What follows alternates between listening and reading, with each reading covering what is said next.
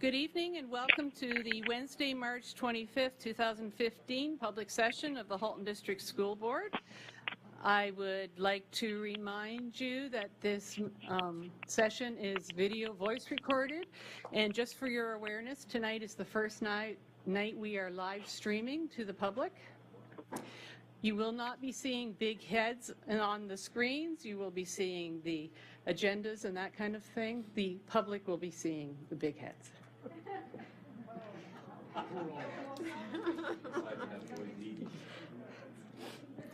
I would like to remind you that as well as being video voice recorded, if you have any items that make noise, could you please either turn them off or mute them? That would be appreciated.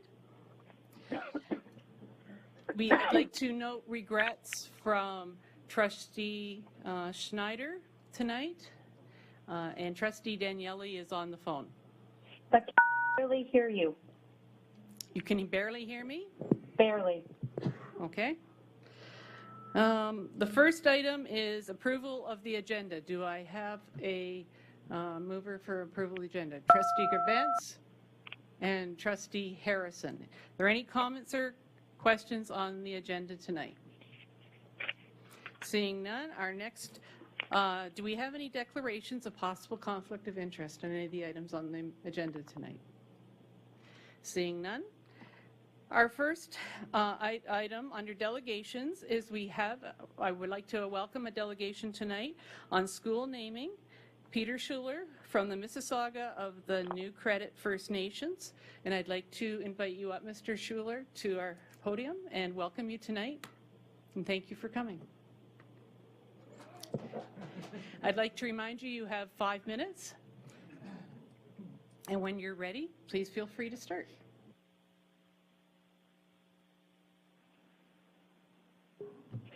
That we're on. Bonjour. Aujourd'hui, gagné indigenous cause. Mexican to them. Ojibu national biendal. No credit donjiba. Mi oma and donjiba.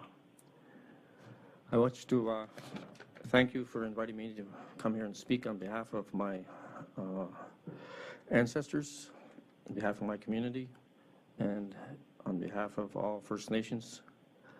I don't usually read anything. I don't usually carry a piece of paper when I speak.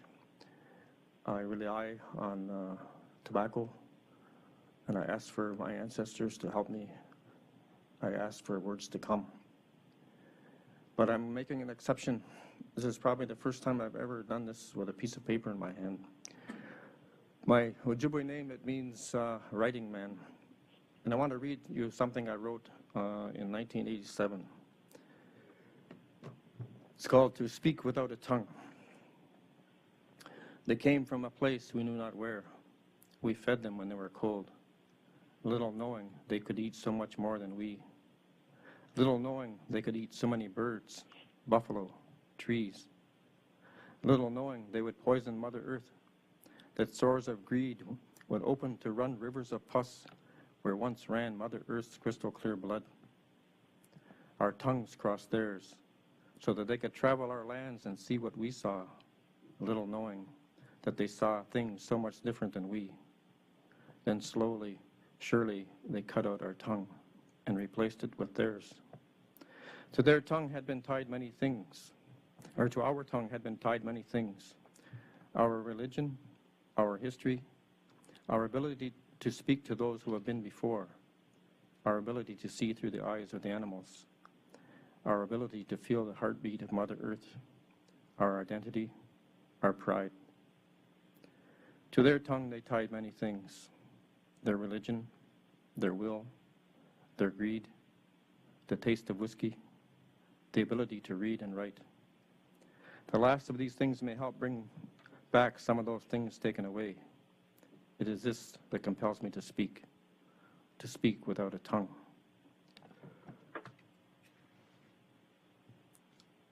I was not raised with my language. I had to try and learn. And I still only know a little bit. In this country, we have racism, we have all kinds of things. And I think that naming these schools with our names, our language, helps to break down those barriers, helps to educate people, helps to have people realize there was someone here before they came here. And most of all, I think it fights racism. I myself was kicked out of school when I was 16 years old, but I value education. I realize you can't go too far without education. The one school name you have here, Odanawe, if you take the first part of that word, Ode, that's your heart. And if you take that word together, it's community. Schools are the heart of our community. Schools are where people's minds are shaped. If we want to fight racism, if we want to make a better country, we have to start with our schools. I work in schools sometimes to talk to young people, and the teachers always say the same thing. How did you get those students to sit there all that time? I work with my cousin, and we go together. Sometimes we talk to them for 100 minutes, and they just sit there and they listen. Because we teach in a different way. We teach the way that we learned a long time ago. I encourage the students to sit on the floor in a circle, and we sit on the floor. That's why I'm sitting down. I don't want to talk down to you. I want to be at the same level you are. Those students, they ask all kinds of good questions. They ask questions that make you think. And I don't care if it's a kindergarten class or grade 2, grade 1, they can teach us something. When we try to teach them, they teach us. And I think the other name, Mamwe Public School, it means all of us, it means we're together. Both of those things teach us something. A long time ago, we all worked together. I remember when I was a boy, it was the very end of the thrashing machine era, when all the farmers got together and helped each other out to take their crops in. When we lost those things, when everyone becomes individual, we've lost something. And I think that coming together, learning to come together, is a good thing. So both of those names are good names for schools. And I don't want to take up anybody else's time, so I'm going to say Ni'u. That means I'm finished. Miigwech. I'd like to thank you very much, Mr. Schuler, for coming tonight. And Miigwech to you, thank you for coming. And unfortunately, there's not enough time for questions or comments, but we will be coming up to the school naming part shortly, so maybe anything can be addressed then. But thank you very much for sharing your words, and Miigwech. I'd also like to thank Carrie Sager and Nick Bertrand for coming out tonight as well. Our next item are minutes of the Halton District School Board meeting for March 4th, 2015. Do I have a mover? Trustee Pappen, seconded by Trustee Oliver. Any comments or questions on the minutes? Trustee Reynolds. Yes, thank you. I have an amendment on page 6, please. Just small. With regards to the title that is represented there, it's Jane's Walk. The definition is actually a community engagement opportunity, and the school is actually Maplehurst and not Maple Grove as shown. Thank you. Thank you. Any other comments or questions? Seeing none, did we have any business transacted in private session? Yes, we do. We have one item regarding staffing, and I so move. Are there any comments or questions regarding the item from private session? Oh, do I have a seconder? Sorry. Trustee Gerbens. So,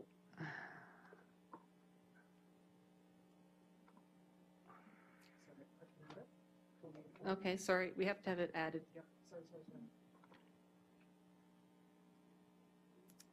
Trustee Harvey-Hill?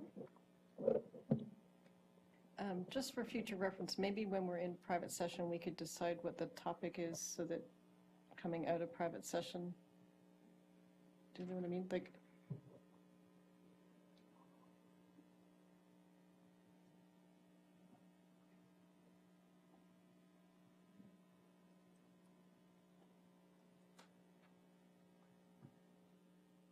Okay, all those in favor?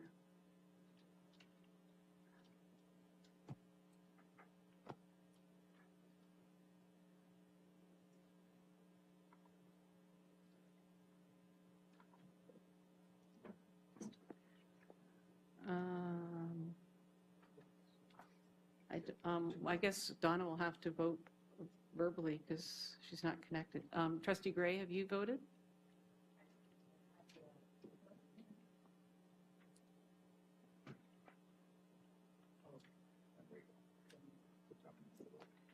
No, she's not on there.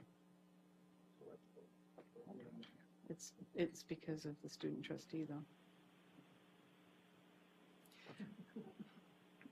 Sorry. Trustee Daniele, I am speaking. are you supporting the motion from private session? I am, but I can't. Can you hear me? Yes. Okay. Thank you. Can people please speak as close to the mic as possible? I can't hear anyone. We will definitely make sure everybody tries. Thank you.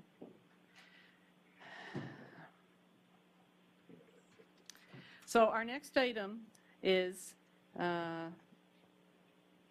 the order paper. Do we have any comments or questions regarding the order paper tonight? Seeing none, we're now up to our action items. The first one is deadline for EA allocation review, Vice Chair Collin Report 15037 revised on page 11 of the board package. Did you want to speak to this? Go ahead. This motion was originally tabled by the preceding board with a deadline of this spring. Since then, we've had reappointment of duties in the superintendency as well. We've also had a brand new slate of trustees. And so SEAC has requested an extension be added to the original motion. And when we went to extend it, we also realized that some of the phrasing needed to be reworded to be more clear, and so the motion has been reworded, and SEAC has approved the rewording of the motion. So the first motion is to reconsider the motion that's already on our books, and the second motion will be the new motion. So I'm going to read the motions. Be it resolved, the Halton District School Board reconsider motion M14-0143. That's it? Okay. Do I have a mover? Vice Chair Collin, seconded by Trustee Oliver. Is there any discussion on this motion? Seeing none? Oh. All those in favor?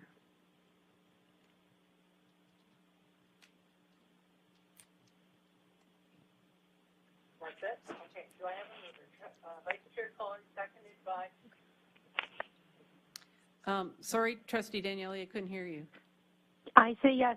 I'm sorry. I'm listening to you through the webcast, so I'm about 15 seconds behind. Oh. And then I have to unmute and silence that before I can answer you. So it may take me a few seconds each time, but yes, I vote yes. Thank you. Okay. So that passes unanimously. Thank you. Okay, so now we need a motion to substitute. Do I have a mover? Vice Chair Collin, seconded by Trustee Gavance. Any discussion on the substitution? Trustee Oliver. Thank you.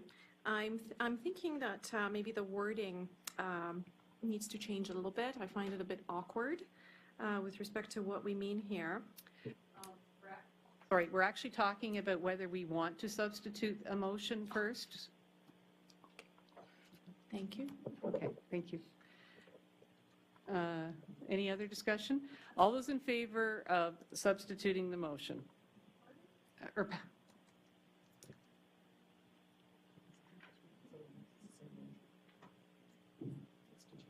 We have to substitute the motion before we can.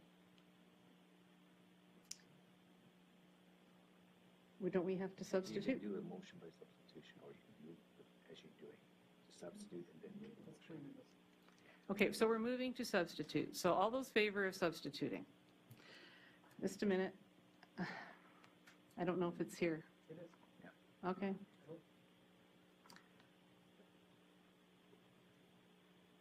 All those in favor?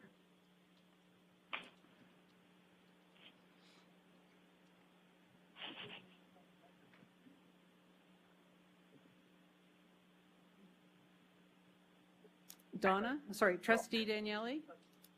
Yes. Thank you. That passes unanimously. So now I will read the motion.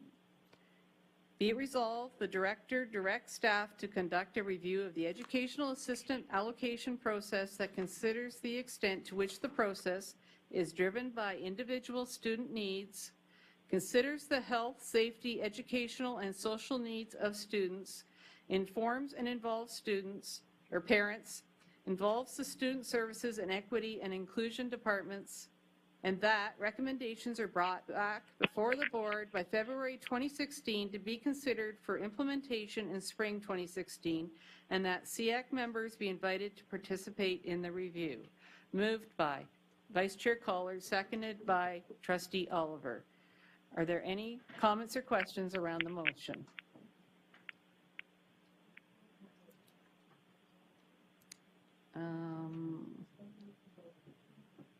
Try now.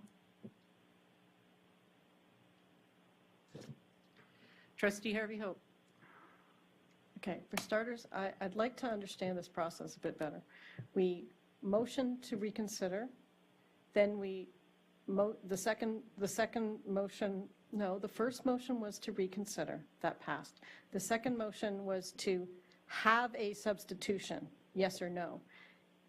Now we're into the putting a motion on the table to substitute. If this fails, where are we at? We have to come up with a new substitution. Wouldn't it have made more sense to have the second motion to be, we motion to substitute this motion? And so 2 and 3 combined?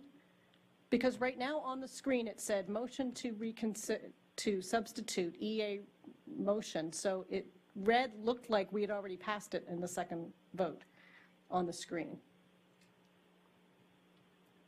Just for future reference, the title of the vote said substitution of EA motion. It didn't. So we could have done that as a substitute motion, but we decided we were going to ask that we would substitute, and this is the motion we are substituting. Okay. Did you have something to say around the substitution, the motion that's here? No, I just wanted to make sure I understood what happens at the end of this discussion if the answer is no. Okay, thank you. Trustee Oliver. Thank you. I'm just wondering around the intent of this motion, and if I understand it correctly, then I think the wording needs to be tweaked a little bit. If we're looking to do a review of EA allocation using a process that includes the different elements, then maybe we just need to be clear about that and say this review will include assessment of individual student need, consideration of health, safety, educational, social needs of students, will involve parents and inform parents, and will involve student services and equity and inclusion departments. The part that I have difficulty with is that considers the extent to which the process bit. Vice Chair Collin? And it may be, Yeah, that's, it's intentionally worded that way, and it's because the allocation process determines which school gets how many EAs, and so they need to know the extent to which the current process is doing those things. okay. Director Iwali. I could speak to this in the absence of Superintendent Sonnenfeld. The original motion was not found to be appropriate because the original motion suggests that the outcomes of the review are already stated, right? Because the original motion said that conduct a review of educational assistance allocation process that considers the process is driven by individual students. So it's almost as if it's creating. So the original motion would have been better if it were to create a process. This is asking for a review of the process, and we shouldn't make conclusions that it's not doing what it says it does. So we Superintendent Sonnenfeld and the SEAC team modified it to say, these are the things we believe are important. Please do a review to see what extent they are being achieved in the process. So I think the wording is more appropriate than it was in the original motion. Are there any other questions or comments? Seeing none. Just a minute, something's going on here.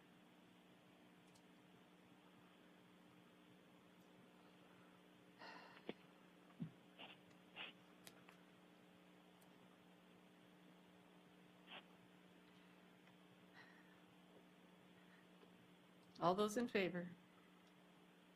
Yes.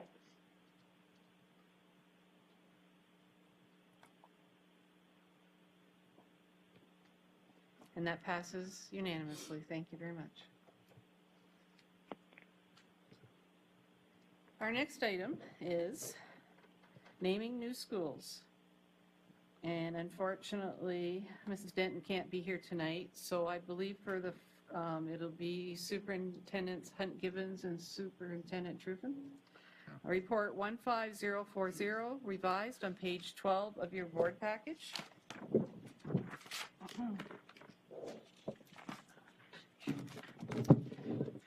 So would you like to speak to?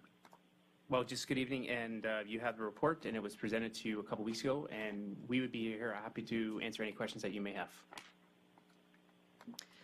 So I'm going to suggest that we split the recommendation into two separate pieces right now because of the two schools. So that, just so you know, the process has that all of the names of the schools are put forward as potential names, and that each trustee will get one vote, which will be on a ballot, which you will put your name and the name of the school that you are voting for in the ballot box. And then those results will be tabulated. If there's a tie or two names come out ahead, then there may be a second vote, depending on how the vote goes. Pardon me? Oh. Trustee Daniele will be sending in her vote via computer. Have we designated someone for her to send it to? Trustee Daniele, can you send your vote to Trustee Gordon? No, thank you. Gail? Please. Okay, so for the first, your name on the ballot, yes. Yes, it's new. It's part of the new process.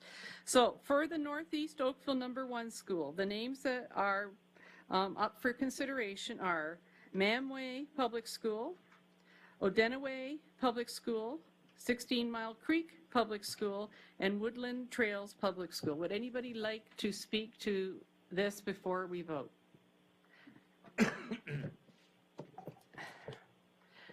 Trustee Al Harrison. Thank you, Madam Chair. I was very fortunate to be part of this naming committee, and I wanted to thank you for allowing me and bringing me into that process. My vote will be for one of the Ojibwe names.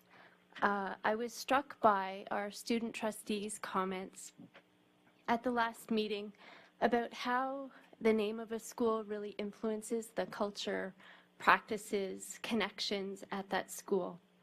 I was struck by our speaker's poem tonight. Thank you very much for that. And just one phrase in particular, that we saw things so much differently than we, and how there's been a history of racism. To me, the time has long come to embrace and acknowledge the First Nations who have protected Mother Earth and her sacred waters in this location for generations. This is a history that's critical for our collective well-being and advancement, and reflects the equity lenses and values of the HDSB. Thank you. Thank you very much. Our next speaker is Trustee Harvey Hope. Thank you. I was part of the Boundary Review Committee for this school, and I also found that the process of the school is going to be a community school. It's going to have all of the children from that area in it. And having visited the New Credit First Nation last spring with the school board, at that point we got to see one of their schools, and we weren't able to change the actual architecture of this building to because we were doing a repeat design, but having a name that takes that into account would please me, because that was something that we thought of at the time would be really interesting and long overdue here in Halton. Thank you. Trustee or Vice Chair Collin. Thank you. I will also be supporting actually I've decided to support the name Odenaway. The reason for my choice is very clear, that we have over 100 schools in our board and not one that yet honors our heritage as a country, and it's long overdue. So I fully support this name. Thank you. Trustee Oliver. Thank you. I would like to echo the previous trustees' comments, and I appreciate them greatly. I too will be supporting the name Odenaway, and that is because it really resonates with how I personally perceive the school to be the heart of the community. And so thank you for that, and thank you for sharing the meaning of the word with us. Thank you. Trustee Gerbentz. Thank you. I will also be supporting the name Odenaway. I hope that the students that attend this school do embrace and become leaders for change. Thank you. Thank you. Trustee Gray. I'd like to just ask of the committee a little bit of a question on process. In presenting us with 4 names to consider tonight, and with the involvement of a large number of folks that were involved to create a long list, capture a long list of names, shrink it down to 4, and present us with 4 tonight. I want to know, did the committee feel strongly about any of the 4 names, or were they all to be honored here tonight for equal consideration? I just want to give tribute to the work of the committee and want to know of their wishes. Through the chair to Trustee Gray, the committee had quite the task at hand. There were many, many names that were put forth for consideration. The committee consisted of parent reps, trustees, and board staff, and we were there for quite a while deliberating. There was great support for any names that would recognize our Aboriginal heritage, and there was great support for names that would also recognize geography. We did not put forth as a committee any names that recognized a person, and that was very deliberate on the part of the committee. Certainly everyone on the committee probably had one that was near and dear to their heart, putting those 4 forward, but that was a consensus process that we went through and that we reached. And I'm not supposed to have an opinion on this, so I'm going to stay quiet on that part, but certainly I've heard some wonderful things echoed here in this room this evening. Thank you. Trustee Pappen. Thank you. Through the chair, I'd also like to echo the sentiments of the others on the board. I'd also like to thank Mr. Schuler for your delegation on this very important subject, and I will also be supporting the Odenaway name for the school. Thank you. Thank you. And seeing no other speakers, I am going to take this opportunity to say, since the school is in my community, I did consult with the community, and the support for our First Nations and have an Ojibwe name was very strong. That was the one that came out to me. There were some support for the street names, but I got the support for our Aboriginal heritages and the fact that those were the people who founded the land in that community first. That it was felt that a school heritage could be built, and the culture of that school, and just to give the students that type of a community to learn in was thought to be very, very exciting. And the name that did come out from the community as being the most popular was the Odenaway Public School. And I'm very happy to hear that some of my fellow trustees also find that it's a good name. So thank you very much. So now we're going to vote. And since it's a private vote, which everybody's going to write their name and the name of the school, the name that they think the school should be on your ballot. Technically, Kelly, the director reads the names of the trustee and it's entered into as a recorded vote. Right, it'll be a recorded vote, which the director will read after.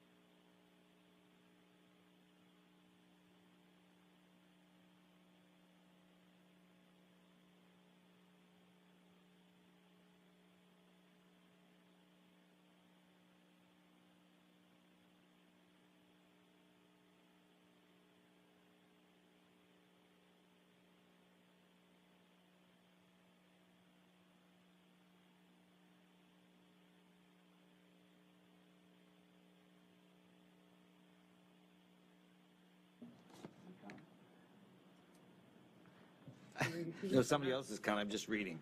I'll read as per the instruction, I'm going to read the trustee's name and then the name voted for. Trustee Graves votes for Odenaway. Trustee Chair Amos votes for Odenaway Public School. Trustee Reynolds votes for Odenaway Public School. Trustee Gray votes for Odenaway. Trustee Harvey Hope votes for Odenaway PS. Trustee Gerbens votes for Odenaway Public School.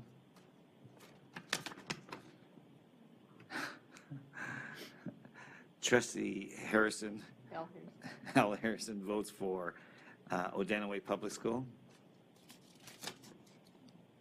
Trustee Pappen votes for Odenaway Public School. Trustee Oliver votes for Denaway Public School. Some of our trustees could be doctors. Trustee Collard votes for Denaway. Student Trustee Sahai votes for Denaway Public PS. And Trustee Daniele votes for Denaway. That passes unanimously. Well, okay. So now I'm going to read the motion. Be it resolved, the Halton District School Board name the new elementary school, Northeast Oakville Number 1, located at 385 16 Mile Drive in Oakville, Odenaway Public School, and I will move that. Do I have a seconder? This vote's failed. Trustee Harvey Hope. All those, just a minute. Go back to vote. Just a sec. Does anyone want to speak to that first? Please, gives me a chance to. Everybody already spoke? I just want to check. Hold on just a second. Oh, Trustee L. Harrison. Oh. Thank you. Just a quick comment, and that is, hopefully, when this name passes, we can all get lessons on how to say the name. And then secondly, hopefully, that will be the start to a solid relationship between that school and the First Nations community. That would be amazing. And I echo that. Okay, so all those in favor, whoops, I'm pressing the wrong button. Please vote. Yes, for me.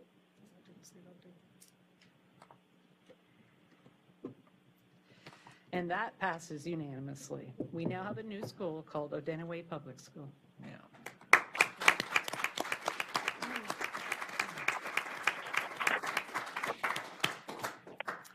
So now I'm going to read the names for the new Milton School. The three names up for consideration are Boyne Public School, Farmstead Public School, and John Wilmot Public School. I believe you have to pass some ballots I around do. for that. I am just Would doing. anybody like to speak regarding the Milton Public School?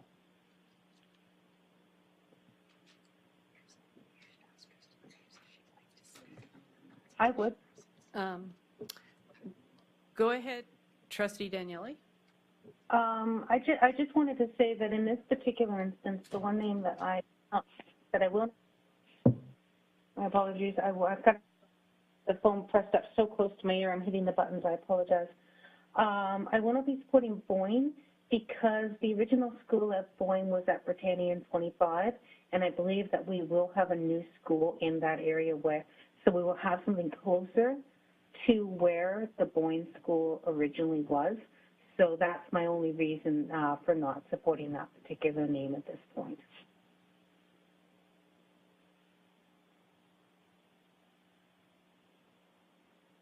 Trustee Graves? Yes, this was something that we did discuss at the committee level, and as we're getting future schools, the thought was that names don't always come up. There are some names that had come up last time that didn't come up last time that were also very good names. So that's yeah. There was a recognition there, and that the committee went forward with the name at this time. Thank you. Seeing no further questions, Trustee Reynolds. Thank you, through the chair to the committee.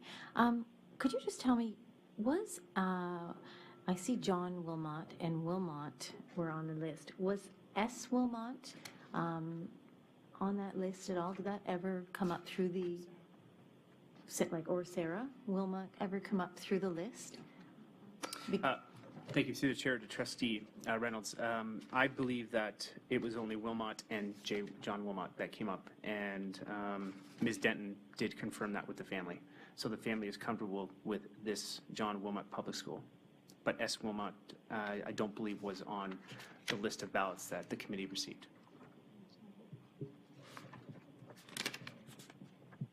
Vice Chair Collin.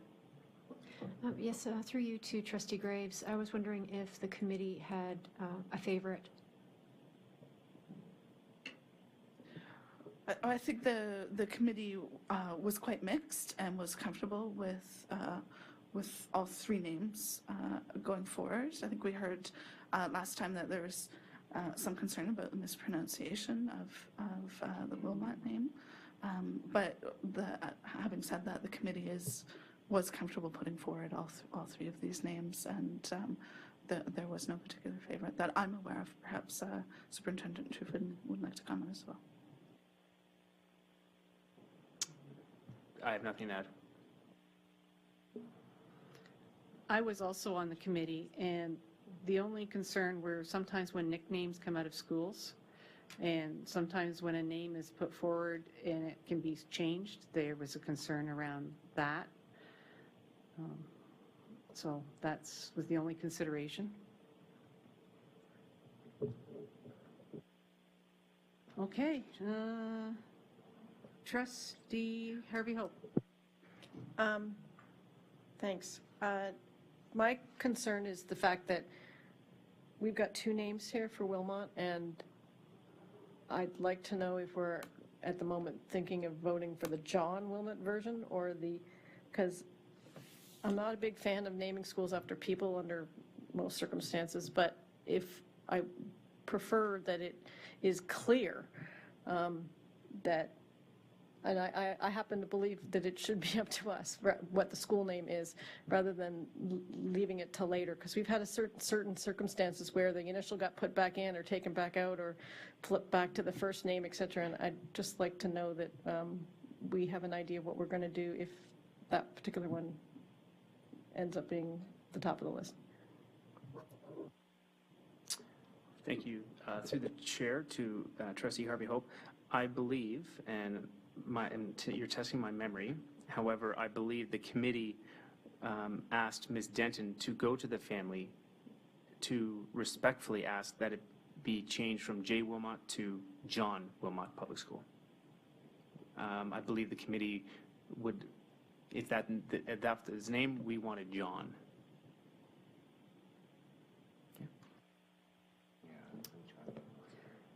Thank you. Trustee Graves.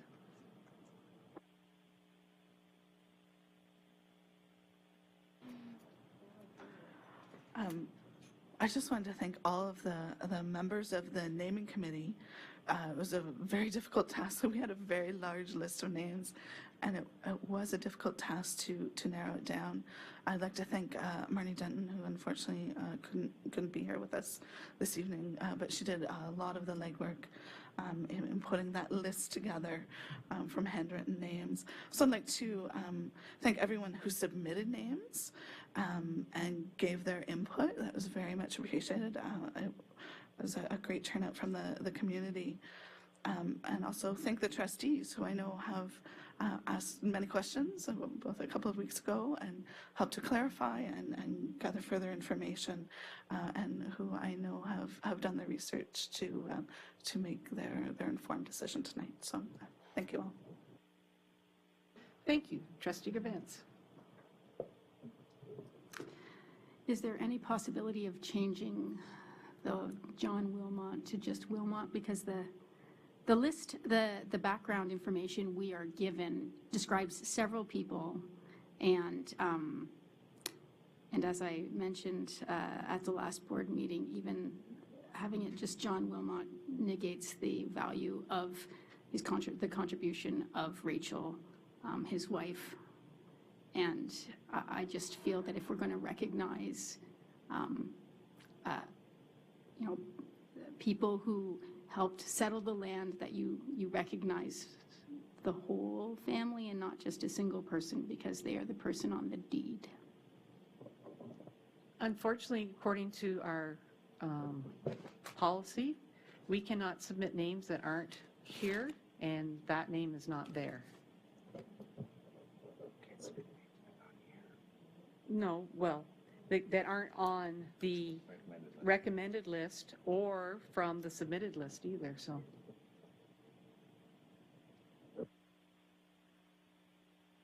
Trustee L. Harrison. Thank you, Madam Chair. My question is, originally I was leaning towards Boyne, I have to say. So I just want to clarify that Trustee Daniele's concern with respect to that name is that a future school will be located closer to the actual Boyne than this one is. Is that correct?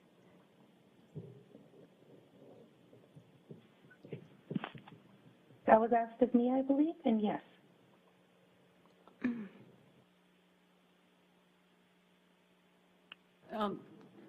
Vice Chair Collin.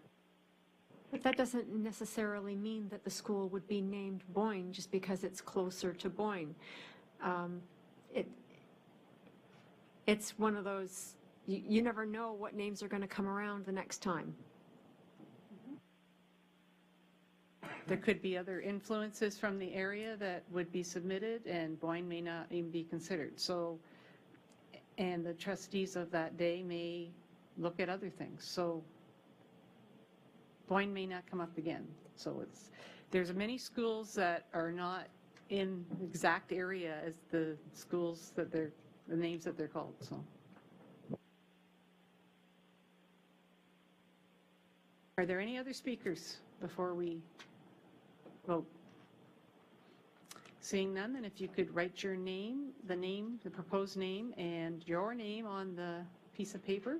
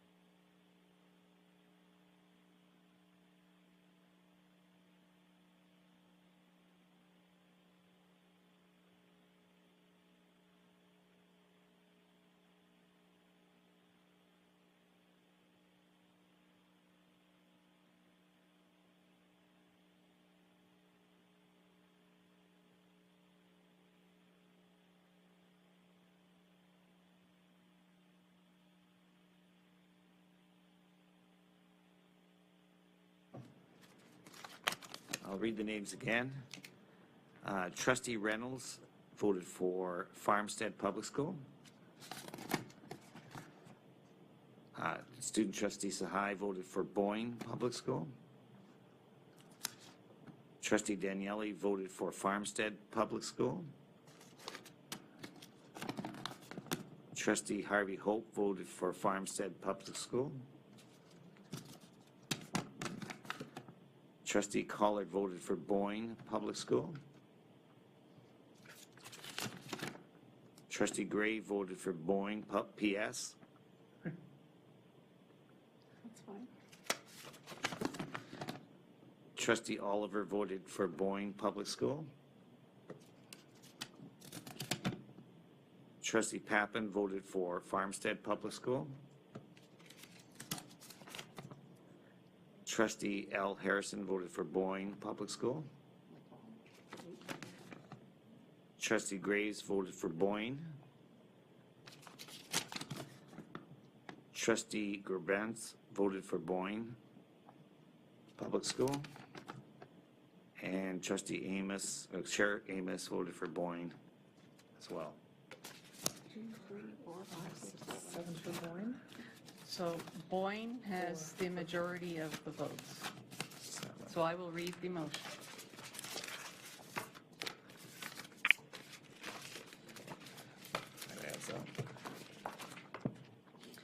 Be it resolved that the Halton District School Board name the new elementary school, Milton Number 9, located at 1110 Farmstead Drive in Milton, Boyne Public School. Moved by Trustee Gray, seconded by I'd like to second it, please. Trustee Daniele. Are there any comments or questions around the motion before we vote?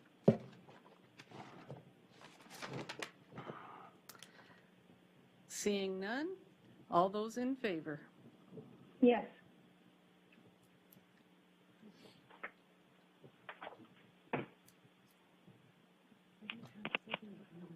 It's supposed to be, it's coming.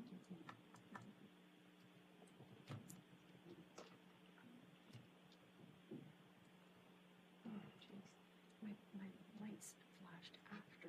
Well, it was doing funny things. That passes unanimously. We now have a new school in Milton called Boyne Public School.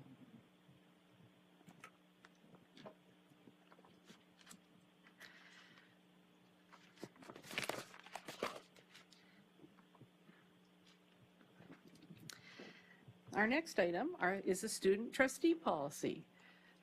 Trustee Sahai, Schneider, and Daniele report 15041 revised on page 19 of your board package. Trustee Sahai, did you want to speak to that?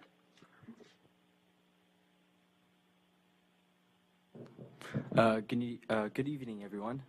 So I talked to some people, part of our OSTA-ACO, the Ontario Student Trustee Association, and regarding this policy we're trying to bring forward. And most of the other boards, they do have a similar system to the one we're trying to implement right now, where they have some sort of student senate and any other student who can come to the event from anywhere from grades 7 to 12, come and vote. And it has been fairly, and well, not fairly, really successful across those boards. And I'll be happy to take any questions, concerns, comments. Thanks. Thank you. So I'm going to put the motion on the table. Be it resolved, the Halton District School Board approve the revised student trustee policy as appended to report 15041 revised. Moved by Trustee Grabent, seconded by Trustee. I'd like to second. Trustee Daniele. Any comments or questions on the recommendation? Seeing none.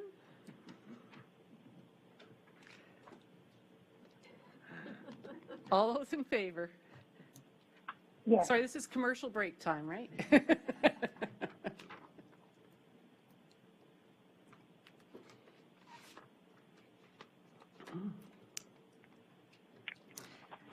And that passes unanimously. Thank you very much. Just think the board could make some money. We could have commercial breaks in between. Kelly, I'm going to sign off now. It's just impossible to hear the meeting. Pardon? Sorry, I'm going to sign off now. It's really not possible to attend the meeting this way.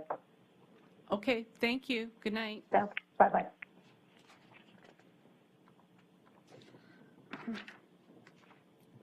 Okay, the next item is our student trustee reports. Trustee Sahai.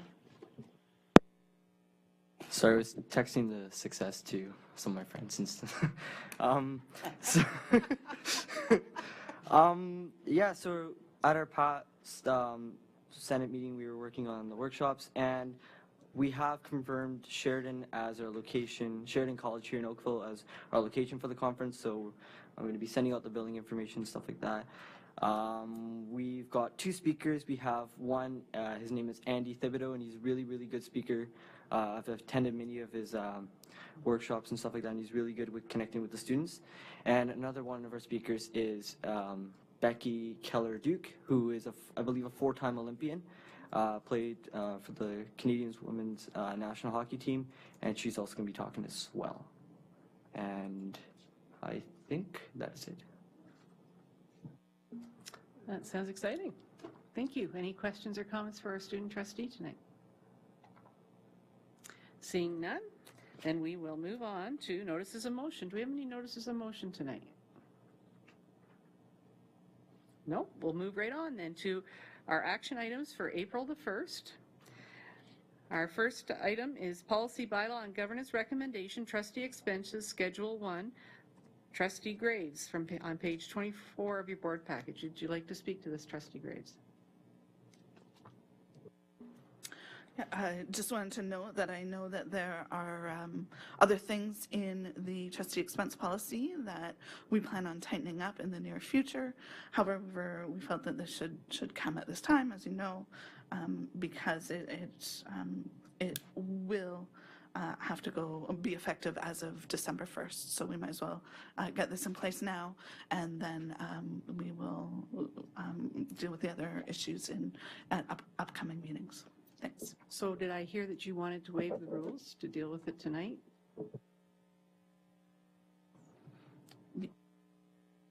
I would actually look to Lucy Veerman to feel. I mean, our next board meeting is next week, but if it is more convenient for us to do this tonight in terms of getting this in place, then I'm happy to do that.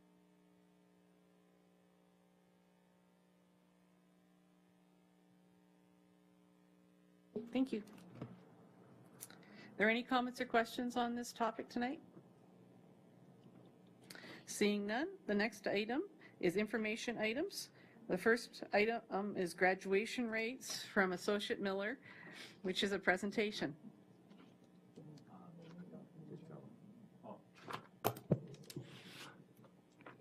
Through the chair to the trustees, we're not going to do this report tonight. We are expecting to do it next Wednesday. The reason being is that there will be an announcement from the ministry tomorrow around graduation rates, and at present they're embargoed. So we anticipated being able to do it tonight, but unfortunately because of that we can't. So we do expect to do it next Wednesday at the next board meeting. Okay, thank you. Are there any comments or questions for the associate?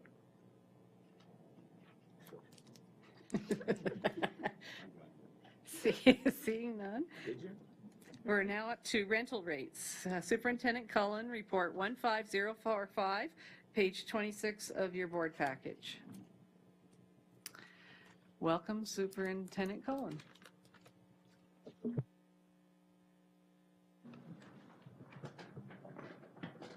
Thank you, Madam Chair. The report that we have this evening is an annual report that we bring to trustees to advise them on basically what I call a mathematical calculation, and hopefully that's a little bit clearer as we go through the report. Annually, we receive an amount of dollars from the Ministry of Education to subsidize community use of schools. It was a program that was started many years ago by the Ministry of Tourism and Recreation, I believe was their title at the time, and has subsequently become a direct grant through the Ministry of Education to subsidize community use of schools. It is based on a per pupil grant, so somewhere in the explanation tonight, hopefully we'll be able to delineate between a grant that we get based on per pupil versus a grant that has any reflection whatsoever on the volume of our actual rentals. And we've had that conversation with the ministry on many occasions that we are, I think, very successful in making our schools available to the community, and therefore have a relatively high utilization rate of our spaces after hours, weekends, and summers. And as a result, the grant that we get is basically a straight proportion. It's, as I say, a mathematical calculation on the cost recoverable calculation that we do, and then we simply apply it to the rates. What makes us somewhat unique in Halton is our reciprocal agreement, which I think I've mentioned on some other occasions, and for some of the new trustees, it will be unique to Halton, wherein our relationship with our four municipalities around the use of schools and rentals is really done by the Parks and Rec Department of each of our four municipalities. So we make our schools available, and I say we, both the public and Catholic board do the same thing, make them available to the municipalities, who then in turn really address the specific needs of the individual groups. So if they need a large gym, a small gym, a classroom, or an outdoor field, that really is more the determination of the Parks and Rec Department, and they do that direct allocation and assignment. So our primary tenant for rental purposes is truly the four municipalities, who then in turn rent the spaces to the actual user groups.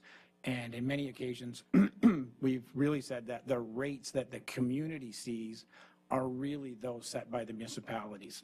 For the most part, they pass it straight through. In some cases, they do some other things with it that we can get into, I think, during the question and comment portion of this. So for the purposes of this evening's report, we've reported on the volume of rentals, the dollar amount that we would classify as the cost recovery, and of course the grant that we received from the Ministry of Education and its allocation. Our goal is to disperse that grant in its entirety as best as we can and not exceed it. And the reason I say that emphatically is it would mean we'd be taking dollars out of the classroom to subsidize the community groups, and we have not, excuse me, we have not done that in the past, nor do we at this point in time see that happening. And that's part of the issue that the Catholic Board has recently run into. I think at this point I need to stop talking and I'll take any questions. Thank you. Thank you. Are there any comments or questions for Superintendent Cullen tonight? Trustee L. Harrison. Thank you. Through you, Madam Chair. My question is with respect to the last paragraph in the report about the synchronization of the HCDSB and our rates and how this year they will be mismatched, which I understand is a unique scenario. So our rates will be lower, therefore, right? And so you say both boards have worked to lessen the difference to mitigate any overuse of rental space. So do you anticipate any more use on our system as a result? And can you give a sense of what the differential is approximately? Thanks. Certainly, through the chair. A couple of things that come up in that conversation. When we did our math, we are still very close to last year's rebate. So the 28% discount that we're providing is pretty much where we're at. The Catholic Board, when they did their calculations, and I hope I'm not releasing this too early, but when they've done their calculations, it's clearly indicating that they would be somewhere in the vicinity of about the 20% if you simply did the math calculation. Their concern with that is they don't want to, as I said earlier, start to have their dollars flow from classroom into the community use. They actually have had 1 or 2 years where they've done that or come very, very close to it.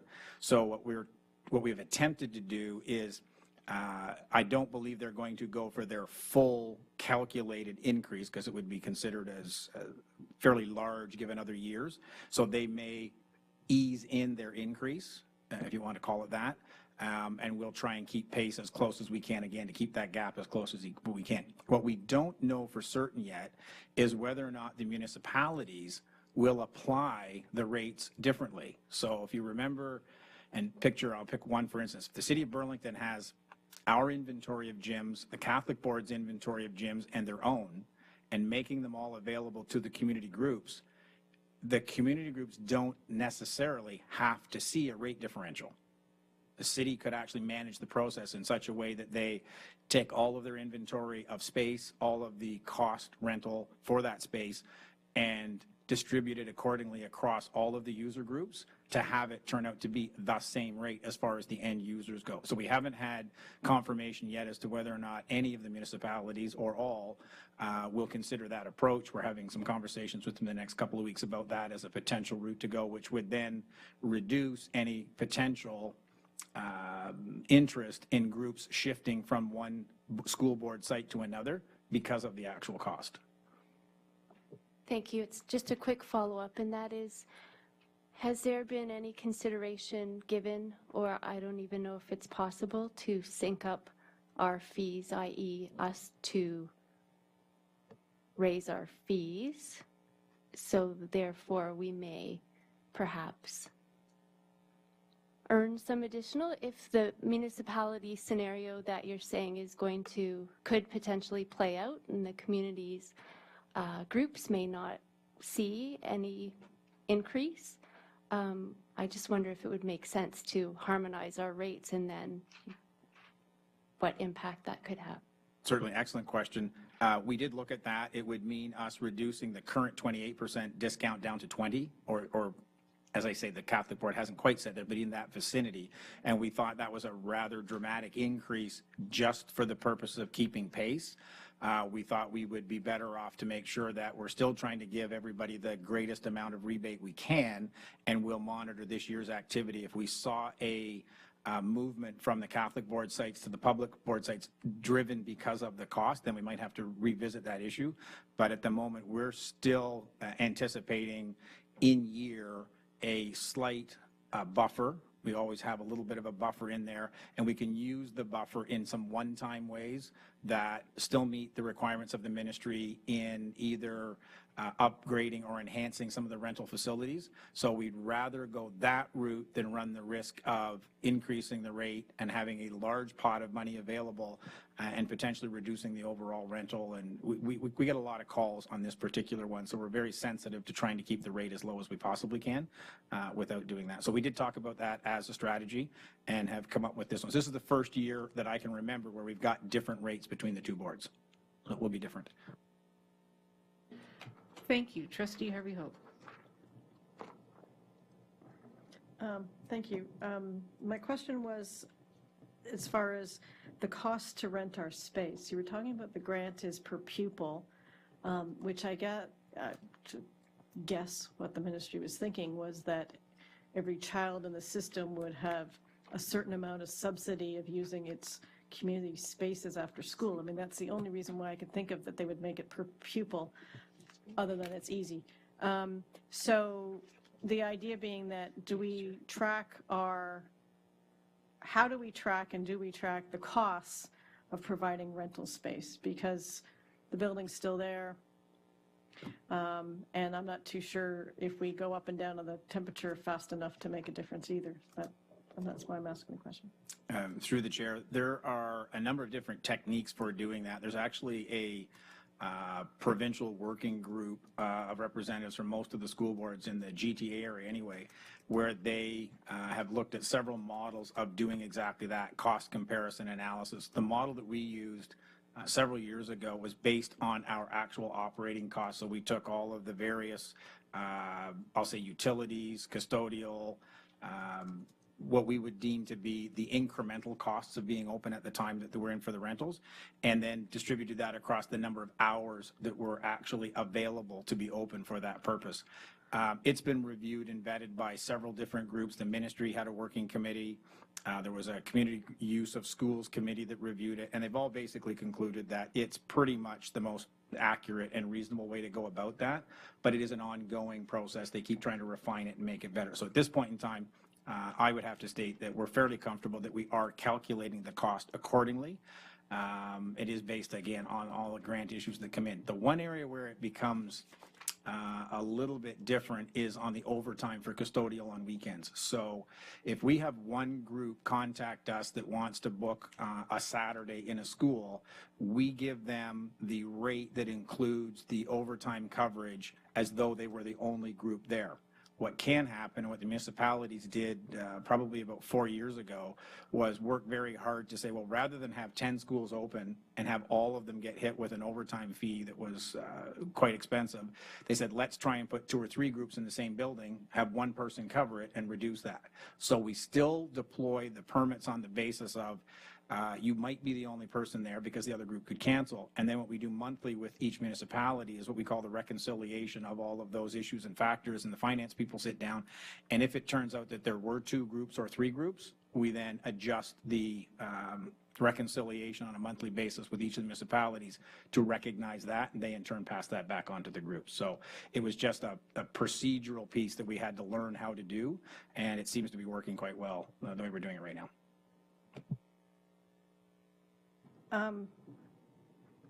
I guess the answer you were talking about, you're comfortable with the costs. Is the costs then that grant use column?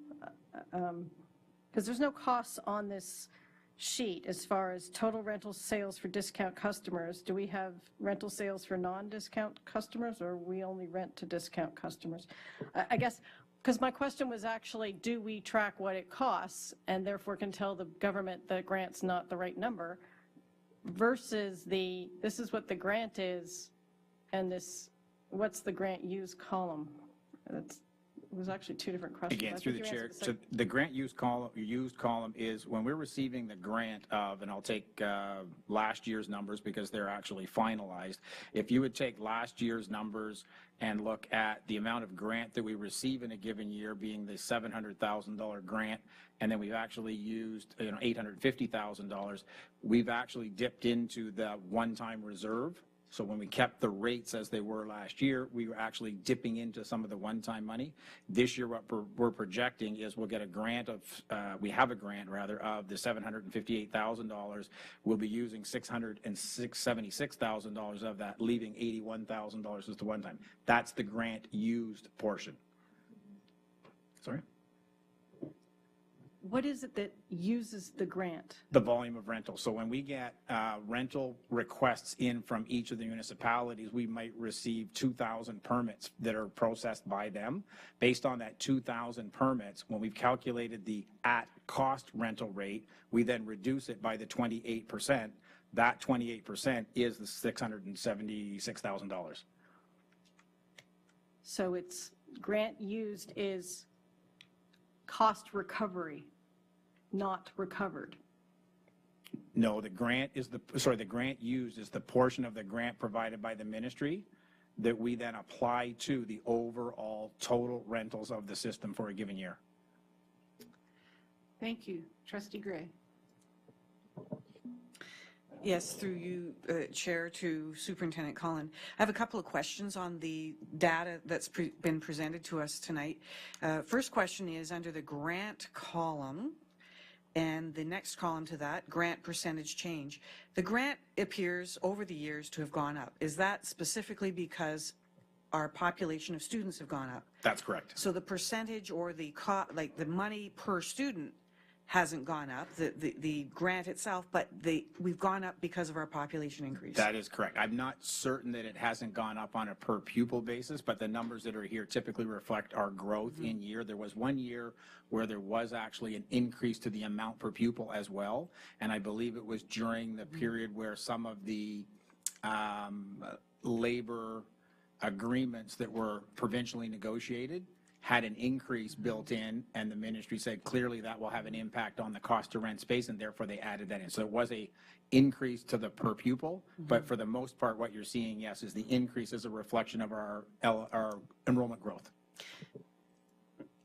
So it's fair to say that the increase that was resulting from that particular point wasn't because the government is saying let's give more money to reduce the cost of rental because we want to put an emphasis on healthy active lifestyle for our youth and so on. There's been no sort of mandate or I guess connection to that point to why we're getting this money? Through the chair, that's absolutely correct. And I think I've had that conversation a couple of times with the ministry themselves because the program initially started as an incentive to use more community use in schools. At that point in time, the ministry had absolutely no idea how much community use was going on in schools because it wasn't an item of information that they captured. Since they've started to fund the program, they've now started to capture the information. So they do have some indication as to what that activity level is like. If they were interested in increasing it beyond the current level, I think your comment's absolutely correct. You would think that they would therefore provide more funding to have more incentive, to have more community group use.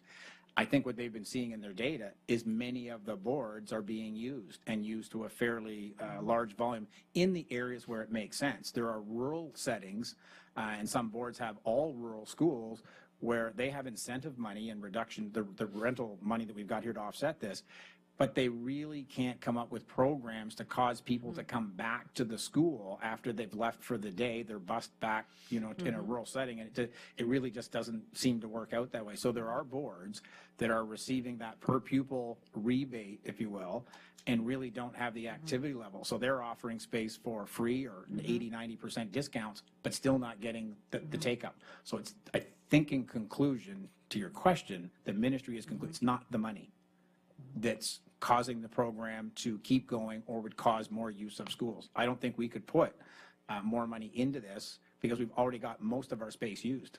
We actually hit a wall at some point where we're consumed, almost all of our hours are consumed.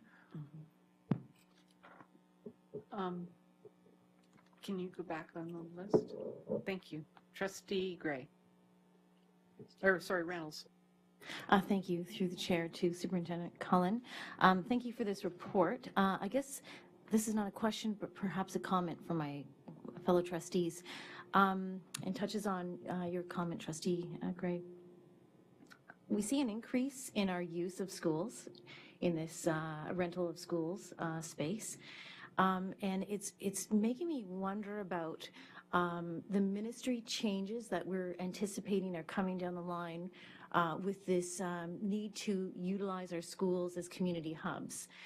My concern is, as these changes that we're expecting to come down the line happen, we need to start, we need more money. We need more money from the ministry to help support that.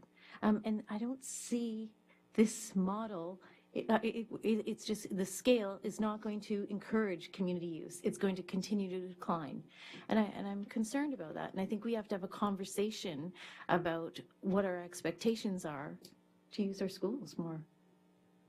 Madam Chair, to the trustees' comments, one of the parameters that changed very, very early in the program, as I said, initially it was a recreation model. It then became all not-for-profit groups, and that really broadened the spectrum of the potential users. Our growth has been in the childcare and several other not-for-profit groups that I don't believe would be considered recreational or fitness-oriented, which was, I know, one of the sport and leisure was, I think, really the terminology they used. But most of our growth as of late has been, as we're opening new schools, we're also opening new daycare opportunities and new childcare before and after school that are nonprofit and therefore eligible for the rebate as we provided it.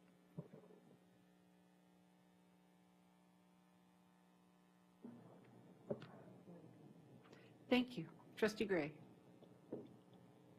Just had one further question. My concern is making sure that we have affordable rental opportunities, and I've heard from some constituents. I'm wondering, what is our influence with the municipalities when they then take on the job of renting out the facilities? What's our level of influence in ensuring that a large percentage of the gymnasium use and other school facility use is given to youth versus those, that percentage that would be used by adult groups who would, of course, have more means by which to pay a higher rental? So do we have influence with our municipalities? Again, through the chair to Trustee Gray, at this point, I'm not sure that we need to. And I say that only because I've spent a lot of time around the table with my colleagues from Parks and Rec and from all four municipalities. And I would say that they are very dedicated and very driven individuals about that specific area. So youth and sport, fitness, leisure is really what they're about. As much as we're about education, that really is their area of expertise. I have seen them look at the number of girls versus boys, age groupings, not-for-profit, competitive sport versus recreational. I think they're very attentive to those details. I don't believe that until now that they've been driven by the dollars. It's not who pays the most gets the most time and space. I think they've got a very successful program about filtering the groups, making sure they have the right mix. I've seen them in some cases say we've already got too many boys basketball in this age group. Let's look for something different. So I think they already do a fairly decent job of that, in my opinion. It is their area of expertise. So I don't know that we need to influence it anymore. I think they're already doing what we would deem to be the right thing to do as opposed to chasing the money. Thank you. Trustee Harvey Hope. Thank you. One question and one comment. The daycare rental space, I have often seen it use up the gymnasium every day. Is that correct? That's my question, then I'll comment. Through the chair, most of the schools prefer to have them located in the gym because it doesn't disrupt the classroom. So I would say the first place that we've typically gone to and for many years did go to was the gym. It's considered to be a neutral space. It was available. It was large. It was relatively easy to get licensed for the requirements that had to be met for those purposes. In the last, I'll say 2 years anyway, I'm aware of many cases where we've looked to classroom spaces. So when we've hit the limit in a school and don't have a gym or an open public space, we've actually looked to the classroom spaces to put programs in because we've got a demand for spaces in the community. We're really trying to meet that need as best we can, and it has in some cases meant that classrooms get used as a before and after school program, and then the day school teacher comes in and takes over their classroom again after that. And there are locations where that's actually started up. So I think your observation is correct. Initially it was gyms. I think still primarily and predominantly it's either a gym or a concourse area that's not an assigned classroom space as the first place to go, but we have actually used classrooms as well. So the comment is that, following along what Trustee Reynolds was talking about, community hubs. One of the things I find is that, yes, our schools are being used, in some cases just for daycare, and if you're not in daycare, you're never going to get to your school after school gym. I mean, you just can't get, unless it's, you happen to hit the one day a week that they've picked or intramurals, and you happen to play the sport that is in season, etc. When we talk about using the schools for community hubs, the teachers, the access to their own gym isn't there if it's been rented out to the daycare, and the daycare doesn't use it for the fitness opportunities that the children would otherwise like. So it's a question of, yes, our space is completely used, but whether or not it's being used for the children in that school for the activity for which the original gym was meant, rather than just a staging area for daycare.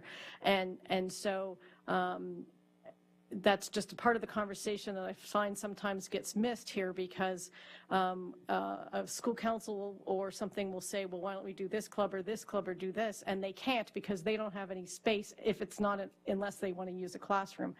And so for some parts of the year, that's a problem, because the daycare is using the gym. Now, as more and more children are staying in the daycare, perhaps at some point some of these clubs will integrate with the daycares. But until that happens, there's sometimes a trade-off between uses in a school.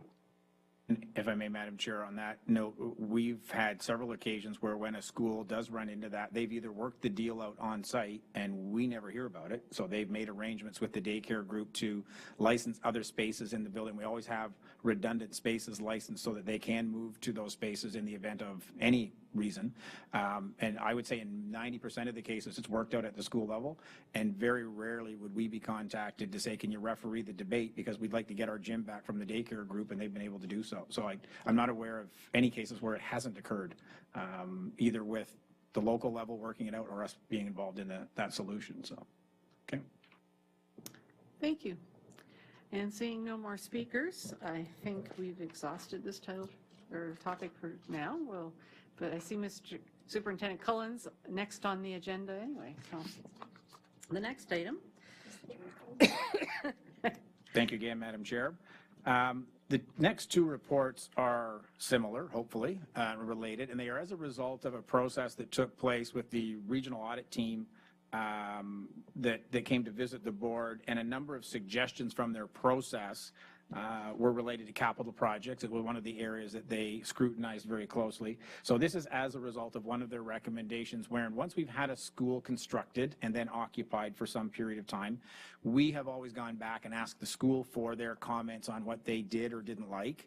I shouldn't say that bluntly, because one time I only asked them what they didn't like, and that was a mistake. So we've now asked them what you do like, what you don't like.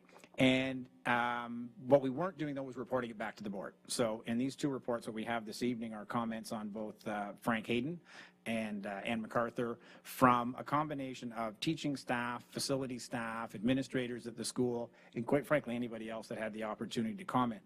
One of the things that we did not do, and I think if we were to revisit process once again, and the regional audit team will be back for a visit, is many of the individuals that get to ultimately reside in the school are not involved in the preliminary design of that school. So they are completely unaware of funding model, restrictions, square foot area benchmarks. There's a whole host of different things that go into that process.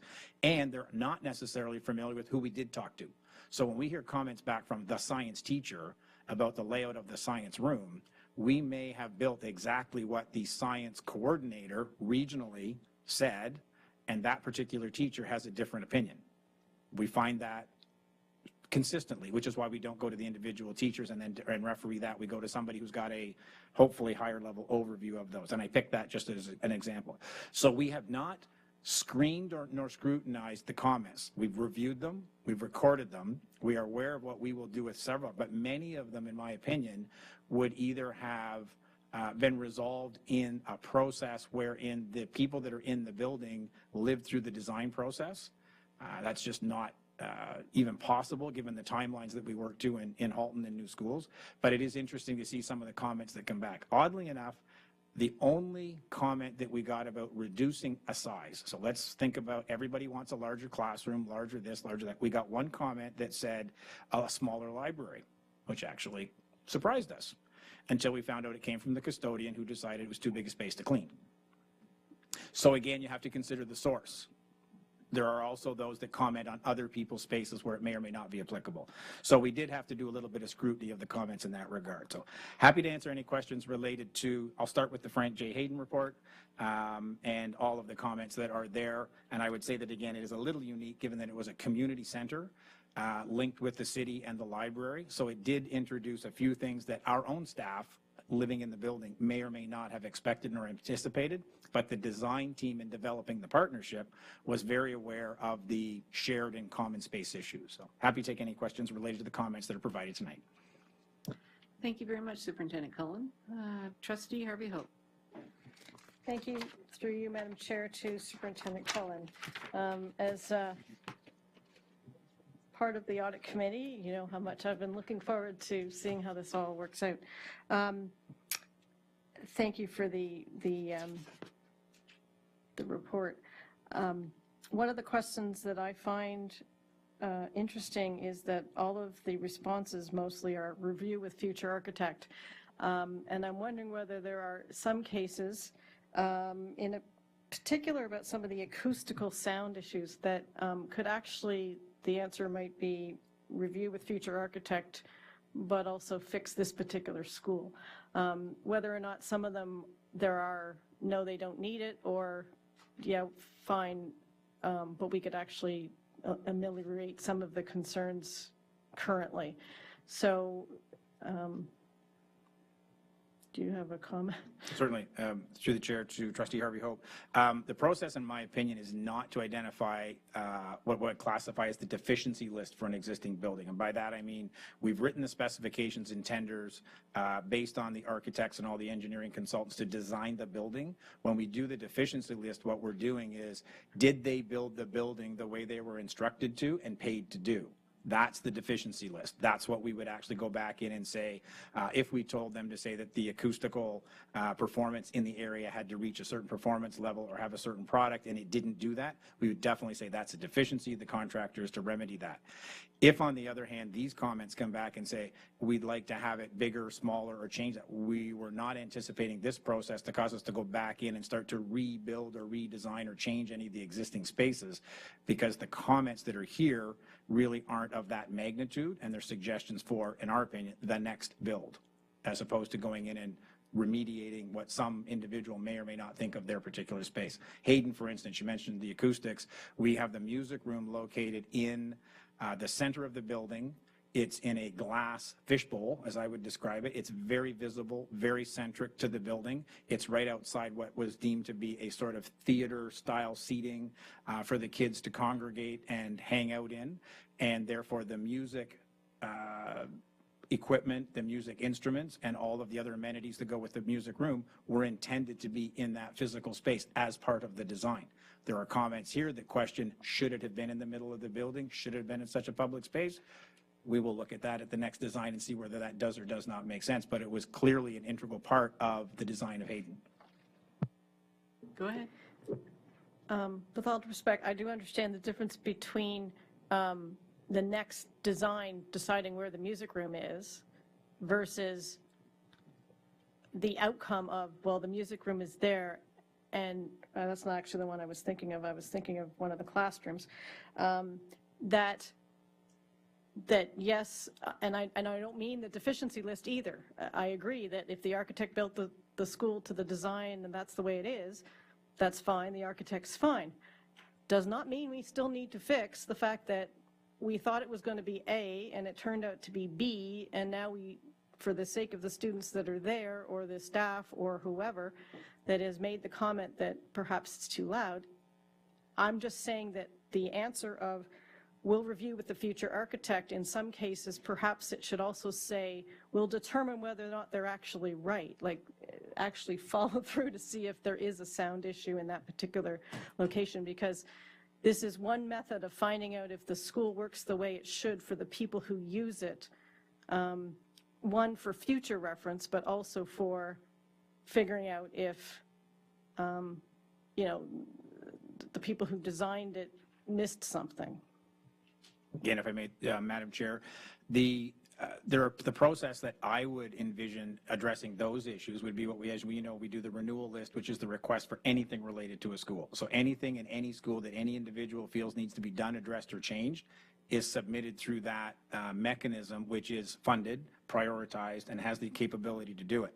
This wouldn't be the process, in my opinion, that does those types of things. So back to your comment, if a teacher were in any given room in the school or space and concluded that it didn't work or function, they shouldn't wait for this process. They would submit it the same as they would the light bulb is out, the heat isn't working, the carpet's torn, whatever. There is a mechanism by which all of our staff are aware of, submit the request for getting it fixed, changed, or otherwise, and that would be the right mechanism to do that, because again, it is funded and prioritized. That would make sense to go that route. When we get the comments here, we're considering these to be critiques on the design. You're absolutely right. If they made a comment that said in the next one you should really think about doing this, absolutely, that's what we would think about. But we may assess it, may talk to the program staff in that area and conclude that it is the way it was intended to be, and it may not conform to what, as I say, the individual teacher. So we'd have to go through a bit of an exercise to vet it, to conclude whether or not the comment was in fact going to result in a change in a future design. Thank you. Trustee L. Harrison. Thank you. Through you, Madam Chair. I have a couple of just related questions. Firstly, you spoke about where the comments originate from and how people may not necessarily understand the process whereby the specs were developed and so on. So my question is whether it's possible to develop some kind of flow chart or something that, or maybe it's already there, that speaks to how schools are developed, since we are still undertaking to do such, and where that input comes from. And the second question is, was any of this input, did we have the benefit of incorporating it into the new designs for the 2 schools that are currently under construction? That would kind of show that continuous improvement kind of loop. Through Chair Amos, to your first comment, the real dilemma or the difficulty with doing what I would consider to be a design evolution or design process with the team that's going to ultimately be in the school is timing. So if you can imagine, we're about this point in the process of the 2 schools that we're building right now.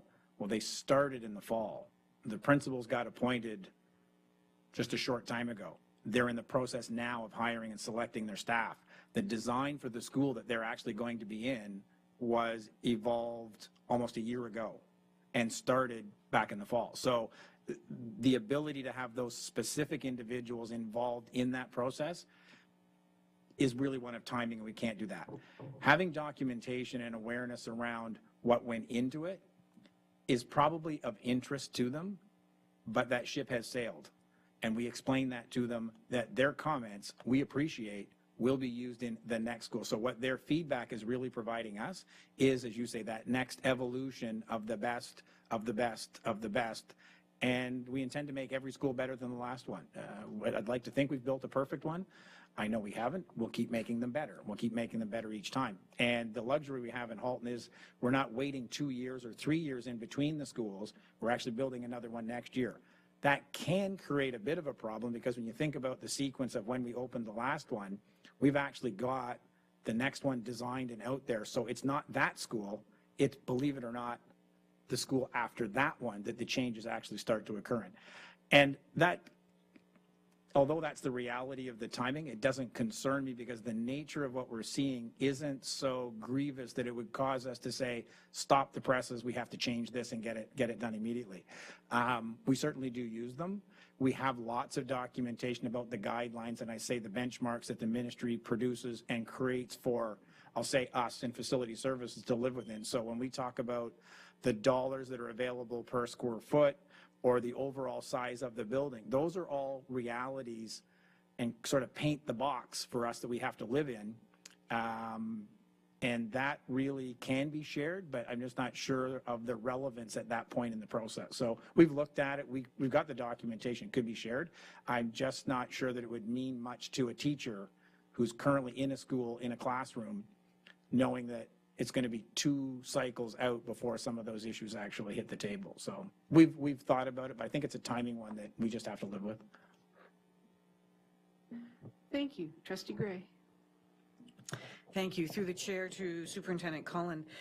First of all, thank you for bringing this report to the board. I found it very interesting reading to see the comments made by staff, some of them of an environmental nature, some of them of a work and health and safety, and I think it brings great information forward so that it can be considered vis-a-vis through change orders into the design of the next school. 2 questions for you. How many repeats do we do on a school design? And secondly, in moving forward, are we taking more of an environmental view towards the construction and sustainability of the products within the school and the health and safety, and even so far as the fields? Are we looking at artificial fields and so forth as we move forward in the new designs? Absolutely, some great comments in there. To your first point, the issue of health and safety, environmental, those types of things are probably the area that we focused on the most more recently. We've actually got, I think, a relatively sound shell. So we know that it's bricks and block and steel. And so those pieces of how the buildings have evolved and what they actually are made of, we're pretty comfortable with. And not too many of the occupants of the building are overly concerned about what type of roof or what type of boiler, you know, those types of what I consider to be the backbone of the building that make it structurally sound to stay open and operate on a regular basis and efficiently. Very rarely do we hear from anybody, you should have put that kind of boiler in here. It's just not what they're interested in. So that part's covered. The parts that we look for from staff are really about how functional it is. So the part that our staff have been able to focus on is the sustainability element. So where do the products come from? What's their cradle to grave impact on the environment? How do the contractors actually address things like the recycling and the garbage and those issues on site? And can we look to any of the new types of, I'll say, technologies that exist? So we've obviously investigated everything from geothermal to solar to gray water. So those are always in the process. And we did do one school, Gardner, years ago, that was LEED. So we did the LEED process on that, which is, again, somewhat about product, but it's more about process. It's very much a process-driven exercise to review, check, test, go back and kind of cycle through that. And I would say the learning exercise that went on in the Gardner process has been applied to the other schools, although we haven't gone through the formal process of having the LEED certified. It's been applied to all of those new builds since we've gone on since that point. So I would safely say that that has become, I think, a primary focus for our staff to work on, because they're no longer working on the evolution of the infrastructure part. That part's pretty solid as far as that goes. Okay. Let's right back to the repeat.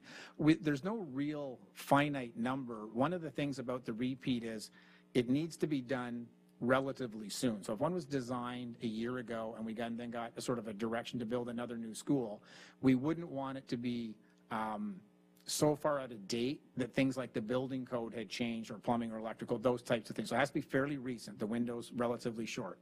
We also look at where they are. So in one occasion, we did build Tiger Jeet and P.L. Robertson relatively close to one another. Normally we'd like to build one in Milton and one in Oakville. You know, rather, if you're going to do a repeat, don't do them next door to one another.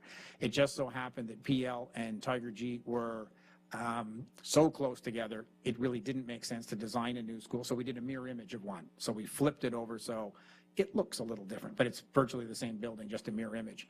I would say, to the best of my knowledge, we've probably only done a repeat. I'm picking a number, I think 3 times. 4, I don't think we've ever done 4. But we've certainly done a variation of well, at least the Tiger Jeet. So P.L. Robertson Tiger Jeet is definitely the mirror image one. When we do the Ann MacArthur and Boych, and which one am I missing? Irma Colson's PL.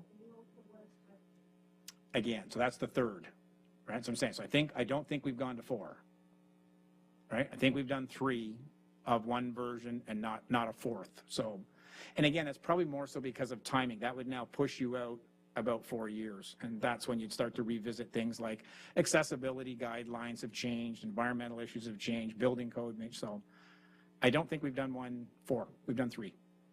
Okay. Thank you. Trustee Gerbens.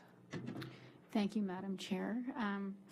This is more something that stood out in the report. I know that Frank J. Hayden is a unique school in that it's a collaboration with the municipality of Burlington, so it's got a lot of public space in there. And what kind of stood out for me is on page 34, where it talks about the having own hallway access, change rooms after hours and weekends to separate school space from city space would help in vandalism, lockdown, and cleaning. And what stood out was the lockdown part, because I know that, I mean, I've been in the school.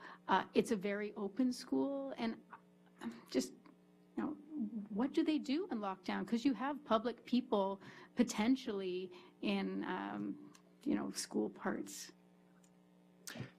The open element to the school was by design. So when we had the city library and the board review all of the, what are we going to do? What's the basic philosophy of what we're going to do here?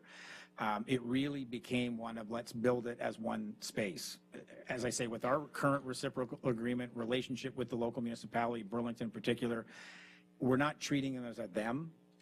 They're a partner and have been for, so Hayden, although it's the first co-build, we've really worked with them a lot in the past. So we really weren't concerned about what they do in their building versus what we do in ours. So that's why the openness. I think we can safely say that was intentional. We did look at options to create zones and break it down and all this. The streetscape that's down the middle was deemed to be the common space within the building. So it is really part of whoever's using the building. So if it's open on a weekend because of just the library, they can still access that hallway and corridor and whatnot. There's only really one set of doors that would potentially close it off. So it could be done to that extent. But for the most part, that wasn't the intent and hasn't been the objective. I haven't heard a lot about vandalism. It's been, I mean, as much as it is a very public space, people treat it almost like a mall to some extent. They'll just drop in and kind of walk through the center space and back out for no apparent reason. It really hasn't been a abused space to date, and that, thank goodness for that. But again, it's also because it's also active. There's a lot of people in there most of the time to see what's going on and observe it unofficially. There's also security systems in the building that enhance that as well. So I think that part was intentional. We get comments back, well, why can't we lock down our space? Well, because we don't treat it as our space. It's everybody's space from that standpoint. When it comes to a lockdown, though, for the actual purposes of the lockdown, we've shared our protocol with the city. We've got several different things within the building where we've had to agree on one process or another. So fire alarm, fire drill, what we do in the event of a lockdown, a hold and secure, like those types of things, we've shared with their operating and administrative staff on site so that they know. The difficulty is you've got members of the public that come in that have no training, no prior knowledge, but that makes it no different than a shopping mall. So people that are in, you know, the Burlington Mall, when something happens, really don't have a protocol to follow, whereas at least 80 to 90% of our occupants at the time of an emergency like that will know what to do and hopefully guide the rest of the public members through that exercise as it occurs, because we recognize we can't train them. You can't really post things that say, here's what to do, because it kind of gives away where everybody is. So there's a happy medium between not sharing too much of the details because you never know who's really interested in them. So, okay. One small follow-up. Do you see us building another school like Frank J. Hayden? Back to the comment about repeats, we've never repeated a secondary school. They've always been treated as unique, again, probably because of the timing. We just, oddly enough, happened to have three high schools under construction, which was very, very rare. Normally, boards would be lucky to see a high school every 3 to 4 years. And once you've gone that 3 to 4 time frame, you probably should do the redesign. Each site is different. So secondary schools haven't really justified a repeat. Would we do another partnership? That's a good question. When we got into the partnership with the Hayden project, many of my colleagues around the province have done them. We've talked to them. The ministry has talked to them. Many of them say it's the right thing to do, and it absolutely is the right thing to do, but it leads to a long-term commitment to that partnership. And we've got probably one of the longest standing partnerships at EC Drury, the provincial school, and it needs to be maintained. It's a relationship that you need to maintain. You can't assume that it's going to keep going. So hopefully we put a number of things in place when we design the committee. So we have an on-site operating committee. We've got an administrative team to do peer reviews and that kind of thing.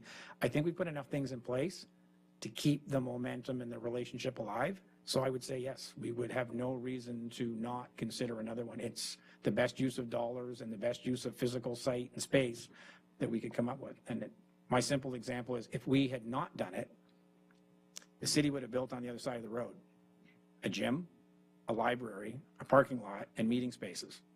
And we'd have the very same thing on the other side of the road. And I can guarantee you every taxpayer in Burlington would drive through there and say, come on, people, we really should have put these together. So, Thank you. Thank you. Vice Chair Collin. I just wanted to make a comment. I've been watching you build schools for 10, 12 years now, and I've always been impressed by the way you look to continuously improve. And this is something that in a board where we're building 2 or 3 schools a year, I know that keeping on top of what's happening, the trends, the changes, is a huge job, and I just wanted to thank you. actually a pleasure to do, I will say. Thank goodness we get to build this many schools. Thank you very much. Are there any questions regarding Ann J. MacArthur? I believe we've exhausted Dr. Frank Hayden. Oh, Trustee Graves.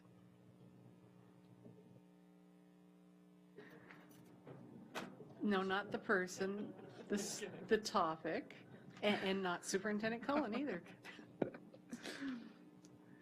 Yeah, it's nice to see all of this feedback. Thank you for putting this together in such a detailed way.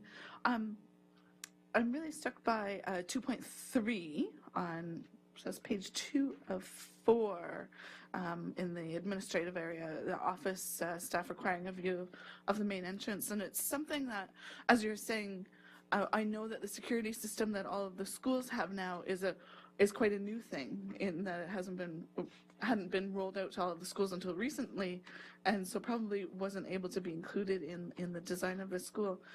And that line of sight to the front doors and making it, I've been thinking about this with the security systems, but how do you make it more friendly so that you're not standing out there in the cold staring into a camera? So I do quite like this suggestion. Do you have any ideas on how that would be incorporated into future, or have, is there a process for giving more thought on that or more input? Certainly, through the chair. My first comment would be, we thought we did it here. So when you look at the layout of the building, the office actually is right at the main front entrance. It is all glass wall. And we saw the same thing in Irma Colson, where you've got physically the capability, glass wall, front door, the interior layout, as the staff selected where they sit, they tuck themselves around the corner and therefore don't have from their seat actual visible line of sight. Whereas where the reception desk is, or the desk that I would classify as sort of the reception point when students come in, they get up and move to meet or greet people, as opposed to sitting at it. Had there been a workstation at that location, it would have absolute and total clear line of sight for those office spaces. The other issue on some of the schools is which door is the front door. So we get into an issue around site plan with the local municipalities where for some reason they like to see that the streetscape, the view from the front, is in fact the front. So when we're on a corner or we've got some of those different configurations, we'll often debate, we know the public is going to park in the parking lot beside the school and therefore very likely enter through the side of the building as opposed to walking around to the front. Now, we can lock the side doors and force them to come in the front, do those things, but in many cases, it just makes more sense to come in there. So sometimes it's how the school gets used.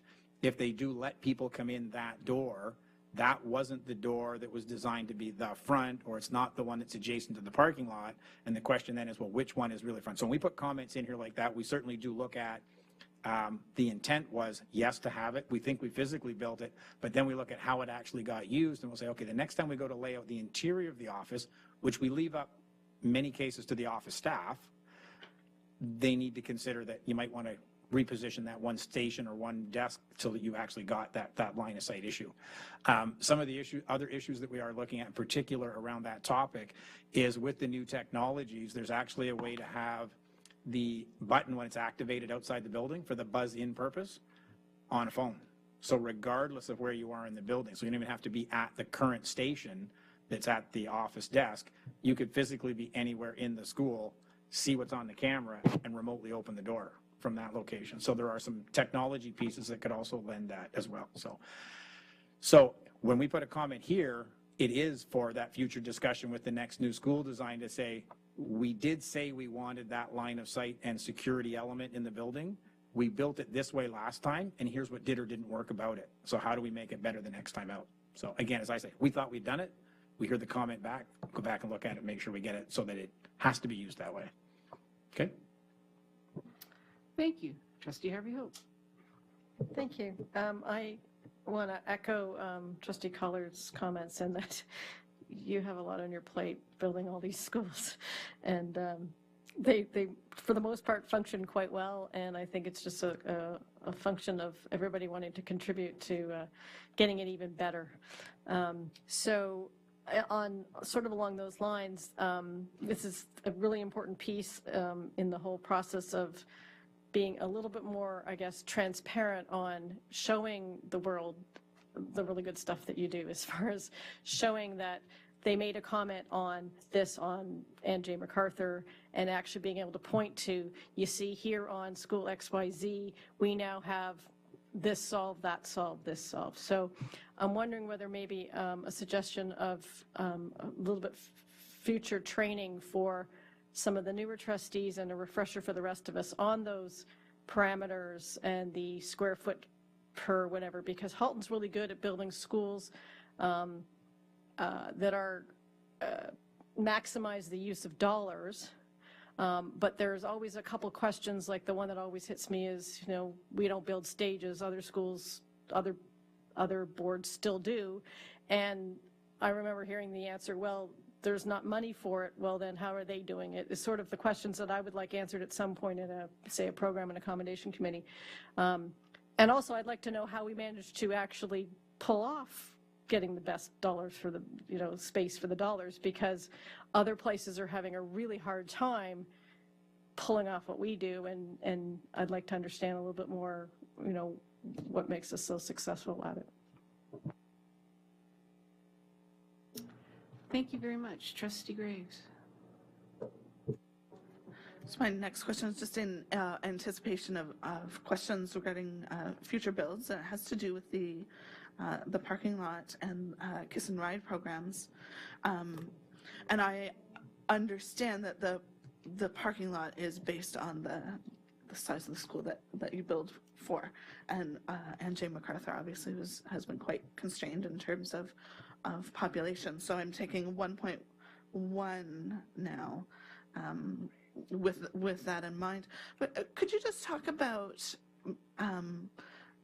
kiss and ride lanes and what you've seen? And are there, I mean, I know mostly the schools in Milton, perhaps there are others with different designs that you could just tell us about in case I get questions? Certainly, through Chairman Trustee Graves and all the trustees. The parking and parents driving to school sites has probably been the #1 change that we've seen in the use of the function of schools over the 20 years that we've been building schools. I'll go back to the original, which is the model I really, really liked, which was a very long, narrow, skinny parking lot that only had enough spots for the teachers and nobody else could get in it. And it meant nobody else drove to school. And I'm not sure whether that was why nobody else drove to school or whether, the society has changed as well. But it was actually the municipalities that were very concerned about the cars queuing up on the street and doing all sorts of silly things, turning around in neighbors' driveways, backing up, and they said, you've got to get these cars off the street in the design. And we said, that's a mistake. Please don't make us go down that road. And I'm talking 15 plus years ago.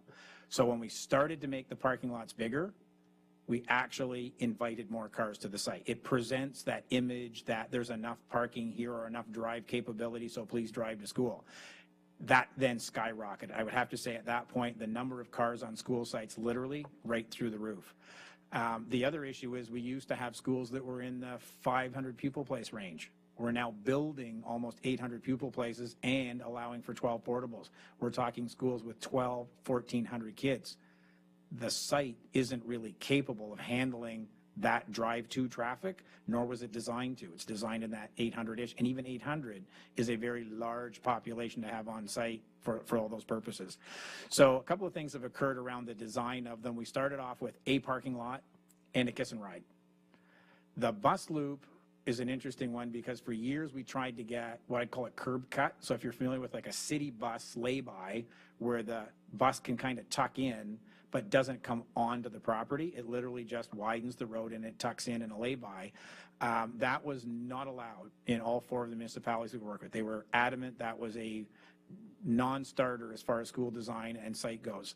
Recently, we've done 2 of them. The 2 new schools that we're building right now both have that capability, which means the buses don't actually come on the site. They'll actually get in close. One of the things related to that is the local bylaws that for some reason all of the new planning guidelines want the buildings as close to the street as you can get. So when we used to have to put the bus loop in, it would push the building back. They're saying, no, you've got to get your building closer. There's got to be this urban feel to the neighborhood that the building doesn't sit back. It has to be right out to the street. I've personally never agreed with it. And because they're schools, we've been able to play with that a little bit and push them back because of the bus loop. Well, now part of their rationale for the curb cut is so we can move the building closer to the street and put the building mass at that location. And if you look at Boych was one of my favorites, they wanted it literally on that corner. They wanted it to be the marker, the entryway to that community. And we said, well, how are we going to get a bus loop in there?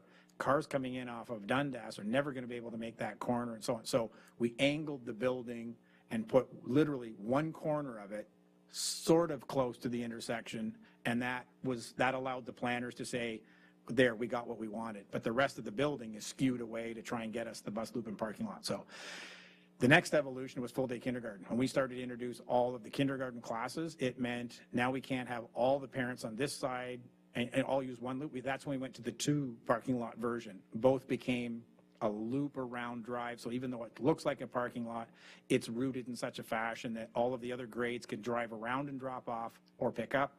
And the kindergarten has a very specific kiss and ride on that side of it. The most successful kiss and ride I think I ever saw was a school in Georgetown where the parents, the staff, everybody said this is just not working.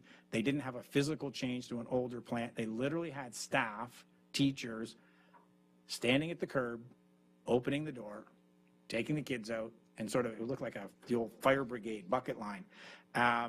But they could literally move more kids in a 10-minute window than anybody we've ever seen. But they had to. They didn't have the physical capability to do anything else. They used the street. It wasn't even on school parking. So there have been a number of things done. The whole walk a block or walk 2 makes a lot of sense, particularly if you can start to get parents to realize there's probably at least 3 or 4 different areas, not right in the school parking lot, where students could be dropped off or picked up. Walk the half a block, walk a block, spread them out, split your population into 50% or 25% allocations, and they're gone. Makes a massive difference. So there's a number of different things that could be done in that regard. So it has been an evolution, and now the municipalities, the new Oakville school, they're telling us to reduce our parking lot. They want it to be a walk-to community. And they haven't made it a walk-to community. They want it to be, and therefore make the parking lot smaller to force it to be. So there's this whole chicken and egg cycle that tends to be, which one are we actually going to do? Because if you make the parking lot smaller, it may have to be a walk-to community. So they've gone up, now they're coming back down. Thank you. I don't like that. Yes, so thank you for that detailed history lesson. That was great. Thanks. Okay. Well, I think that's, I see no more speakers regarding this topic. I'd like to also echo some of my colleagues' comments about this process. I think this is another piece of the process that is now making it a whole complete package, and thank you very much for the amount of work and detail that went into it. I know the whole process is complex, but I believe this is another piece of making it more complete. So thank you very much. So, capital update. Superintendent Cullen, report 15042 on page 40 of your board package. Nobody else wants to speak tonight? No, this is your show. Thank you, Madam Chair. The capital update is as usual. Our updates are bolded. They do identify the projects that we have underway, and I will speak to the two that are obviously of most interest, I hope, to everybody, and that's the two new schools. So the new school in Milton is progressing. We did a number of different things. I think I raised and commented on some of my potential concerns with it. We did a number of things with the general contractor, I think, to mitigate that at an early enough stage that we're really close, September-ish, is the goal. As the same with our Oakville school, which we started, as you know, late in the process with the most compressed, condensed lead up to a school I've ever seen. But both teams are working very hard. They know what September means to school boards, and they've built lots of schools. So at this point in time, I would say we're still on track. We haven't seen anything that has caused us any great level of concern. Although the weather was cold, that we only lost a couple of days for cold. We provided some heat. Oddly enough, mild winters are worse. From a construction standpoint, we can't drive vehicles and trucks around the soils because they're not prepped or packed. We've had some terrible times with mild winters, so a cold winter is actually a little bit preferable. It may cost us more in the long run for heat, but that's part of the process. Take any questions related to those or any other projects that are on the capital update list. Thank you. Seeing no speakers currently, I have a question. When do we anticipate road access to actually do a official groundbreaking on the Oakville School? After it's built? After it's built. I think we'll refer to the breaking / ribbon cutting as a combined ceremony on that particular one. We can find out when that access will be there. It really is, I'll quite frankly say, it's a dangerous site to get to. So I wouldn't recommend that people, en masse try and get in there. It is a very active contractor-oriented site at the moment. I believe we're posting drone videos regularly. That was my next question. Okay. The last one's from November. Oh, That's okay. on the board website, so you need to post a more current one because I just looked and it's November. Well, we may have to. As I just looked. Jeff left. Jeff has been adding. So it may look like it's the November one, but I believe what Jeff Bowman has been doing is adding the new videos as they come in to the end of it. He's making a epic. To the end of it? So he's trying to get their chronology in such a way, but I believe if you do link to it, you'll actually see that at the tail end, you'll see the next and the next installment. So, and in fact, I have the link to the most recent one, which actually it starts to make it look like dirt roads. For some reason, the contractors put the street lamps in. There's no sidewalks, there's no roads, but the street lamps are in. I don't understand the process that they go through, but they don't understand what we do. So we do have updates and we'll certainly get it to you, but I do believe the one that's on the board website under the project update for that site does have very recent ones. We get them almost daily. But So maybe it needs to just make a comment that it's not November. Right. Well, yeah, because it does say when you start it November, so maybe on the, where it says drone footage of the construction, say starts in November, continues to current or something. Good point. We'll pass that on to Jeff. Thank you. Thank you. Trustee Gray. Sorry, I'm talking a lot tonight. Another one, it's a smaller project, but I know my community is very interested in, is the CKSS greenhouse. And I see the outline here. I was just wondering if you could speak briefly about the process, and is there a public consultation piece in that, or is it too small of a project? Thank you for that. The issue as it sits right now, when we first had the concept of the greenhouse, it was what I would describe as a lean-to. So it was going to be where the horticulture room is currently and basically slope off of the side of the building, run parallel to it, tight up against the wall. It was a relatively straightforward issue.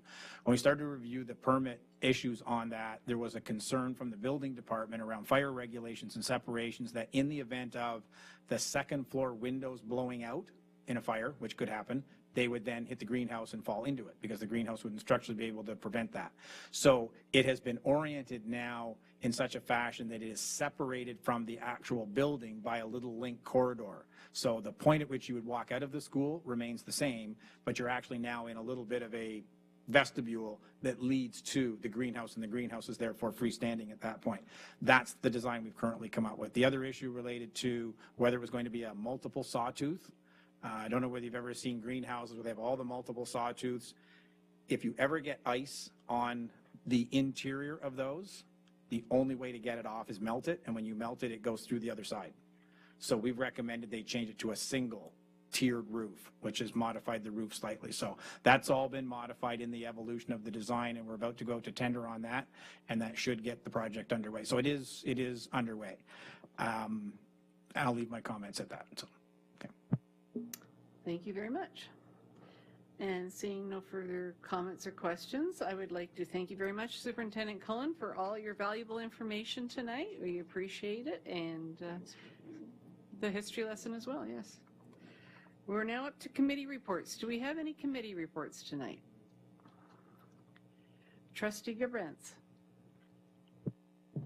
I would just like to report that the Transportation Committee meeting was last week, and we did have an update about bell times. There was a response from the Catholic School Board regarding our request for sort of interest, see if they had any interest, and they indicated that they were not interested at this time. However, the HSTS AGM at the AGM, it was indicated that further efficiencies could be investigated at both boards, and a report with recommendation is coming to the boards in April, and could include a review of bell times as a potential solution for efficiencies. We did cover other things, but I feel that that is probably the biggest news. Thank you. Trustee Reynolds. Thank you. I have two committee reports to talk on. SEAC being the first. We've met a couple of times. What's significant there is we, as a group, provided input into the student services budget, prioritizing recommendations, which will be coming forward to as an advisory to our board. And the SEAC is currently providing revisions on the spec ed plan, and they'll have them before the budgetary plans in May. So we can see those coming down the pipeline. Today, attended Equity Inclusive Committee, and we had the opportunity to provide feedback on the accessibility multi-year plan.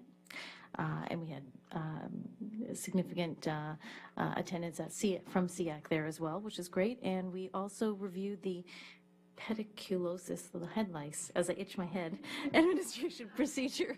And that was based upon concerns from the public wanting to have medical support put in the policy, as well as ensure that we're using the policy with an equity lens. So thank you. Thank you very much. Trustee Harvey Hope. Thank you. Couple of committees that I've been involved with lately. The Wellness Committee met, and they had staff had a really successful Living It Every Day staff event at the conservation area in the beginning of March. And every year it grows in popularity, so it was well attended. Also, they are putting a big push on for the Life Speak videos, which is a 24/7 access series of information that is available to all staff, including trustees. It's one of the things we're allowed to get involved in as well. And I watched a couple today, and they're quite interesting, and they're varied topics. So I highly recommend going in and looking at that. I also am on the Joint Health and Safety Committee, and I find it really interesting, the interplay between those two committees. But they're hard at work protecting staff and looking at things to improve and to suggest to Superintendent Cullen to fix. And the upcoming Audit Committee meeting on April 14th, just a all call, everybody's welcome to come. The package will come out in the next little while, and send me any comments if you're not able to attend. If you're interested in finding out a little bit more about how the Audit Committee works, there's a pre-Audit Committee training session that we managed to get scheduled. Trustee Graves and I went to the one that was regional, but there was a lot of conflicts because of the timing, so we got them to sort of run it again for those who couldn't come. So if you only want to do that piece, that's also possible. Thanks. Thank you. Trustee L. Harrison. Thank you. My report is with respect to HELP, Halton Eco-Learning Partnership. Just a heads up, a green meeting administration procedure is coming. So things like styrofoam perhaps will be going by the wayside in favor of other more eco-friendly substances. Eco Schools Evaluation Tours is coming to a school near you in May, so that's where your schools are evaluated and assigned silver, platinum, whatever it may be rating. Monthly eco challenges are also coming your way. These will be circulated through various channels to the schools, including through trustees. So I'll be sending those out to you. In less than happy news, Ministry of Education funding for outdoor ed is coming to a close this year. For the last 3 years, Halton has received $500,000 per year for experiential environmental learning. And again, that's coming to a close. So I utilized the budget wish list to reflect a desire to hopefully find some funds to continue that. I believe it's pretty critical. Yesterday, there was an all-day planning session regarding active, safe, and sustainable transportation. I think there is a great critical mass around this right now with stakeholders from the province, municipalities, school boards are working together to define some goals, but not only that, but to take some actual action, which is great. Now that the spring is here, things like Walking Wednesdays are going to be promoted at all of those levels. On that note, the end of May is Bike Week, so hopefully we can get some traction around that in our schools. And Earth Hour is this Saturday, so consider turning out your lights for an hour, getting some rest. Thank you. Thank you, Trustee Oliver. Thank you, through you, Chair. Trustee Pappen, Trustee Graves, and I attended the Program Viability Subcommittee of the French Advisory Committee yesterday. It was a really good meeting with a lot of good discussion around trying to identify some of the issues, looking at some of the data. So, I mean, it's work in progress. I don't have anything concrete to report on, but just wanted to let you know that work is in progress. And also just wanted to acknowledge I attended the SEAC meeting with a number of the trustees yesterday as well. And I found the presentation on learning disabilities and Down syndrome extremely, superb, and I think extremely relevant and interesting and useful, I think, as a tool for education around learning disabilities and that sort of thing. So something to consider for getting our schools to showcase and use as part of the curriculum with the young students and beyond. So thank you for that. Thank you.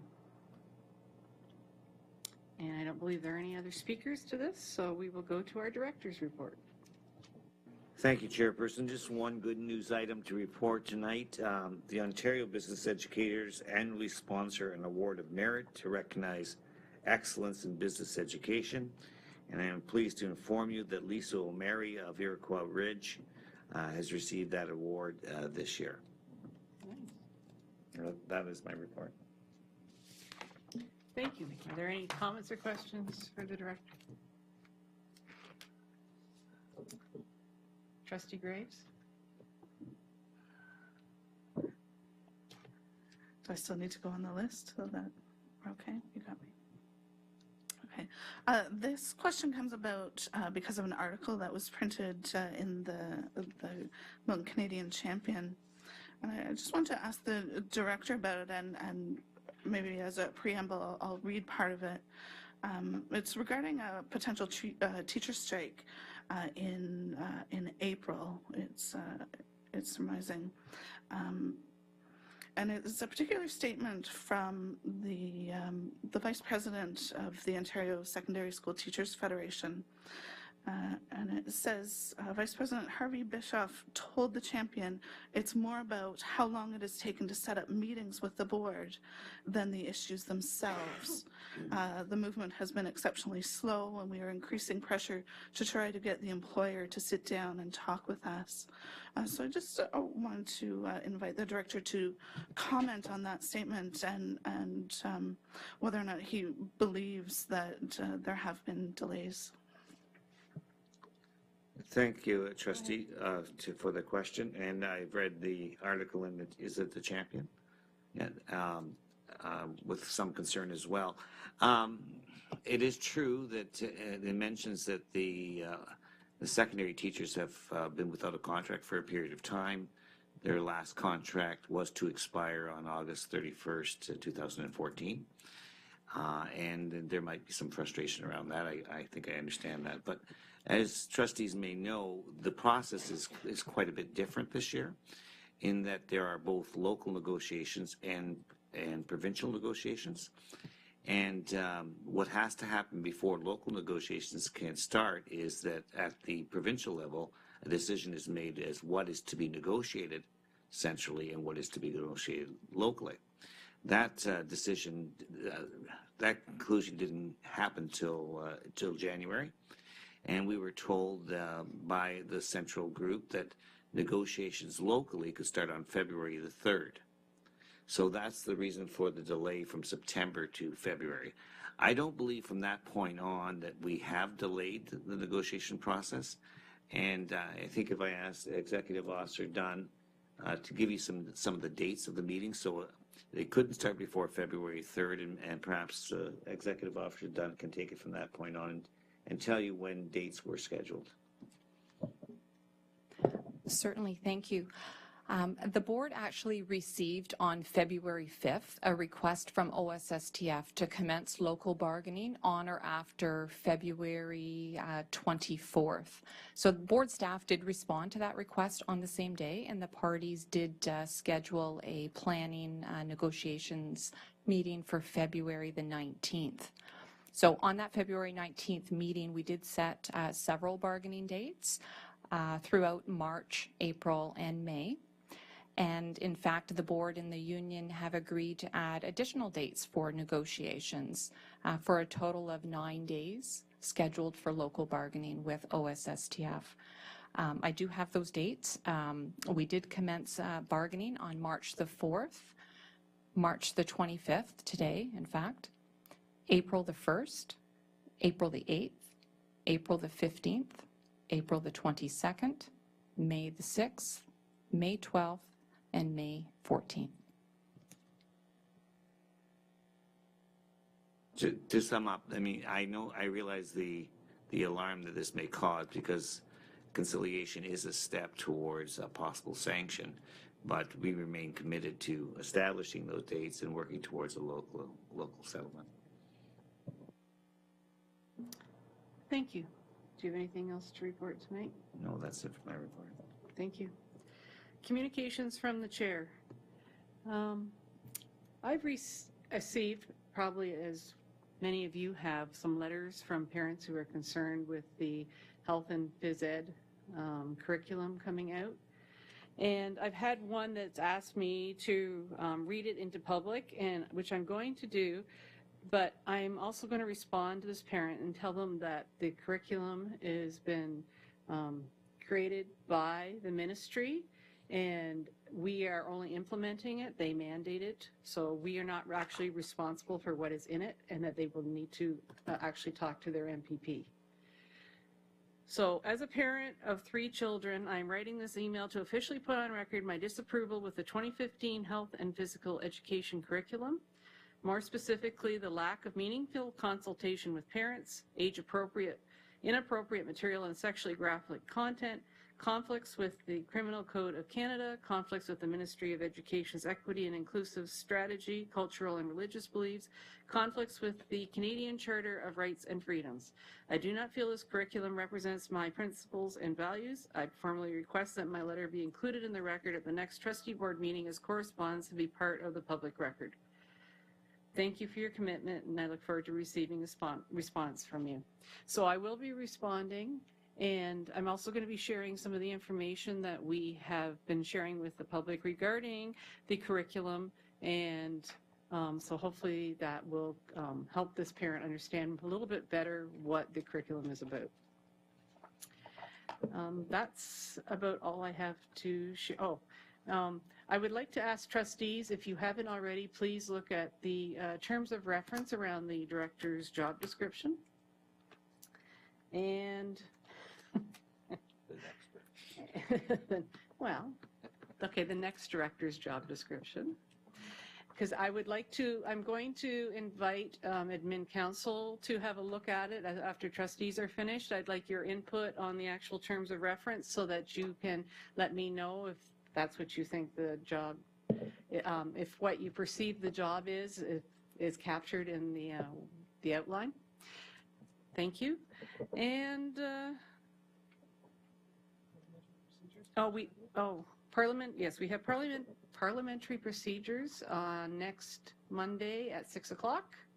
So it will start at 6, so please be here before that. And hopefully then we'll all understand the working of the meeting a little better. And our next board meeting is on April Fool's. So we're now up to trustee questions and comments. Are there any trustees' questions and comments? Trustee L. Harrison. Thank you, Madam Chair. I have 2. The first one was with respect to your comments, and I too continue to receive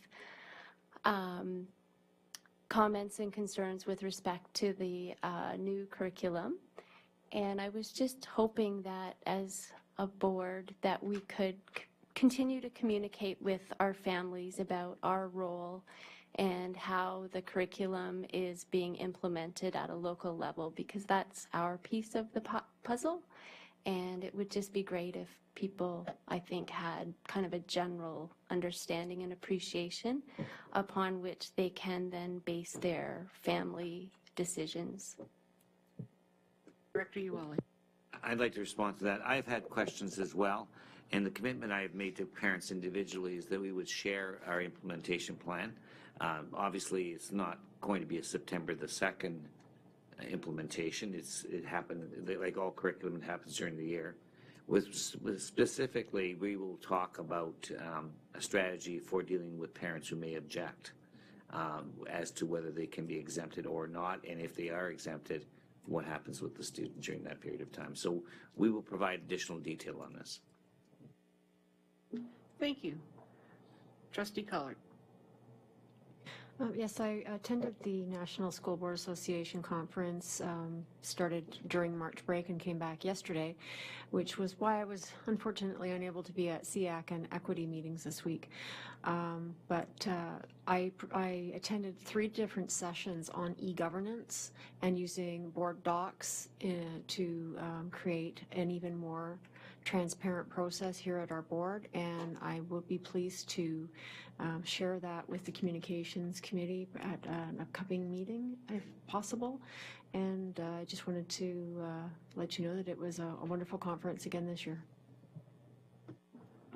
I attended the conference as well, and just the networking between all the different school boards that were there from across the North America. It was very valuable in the sessions there as well.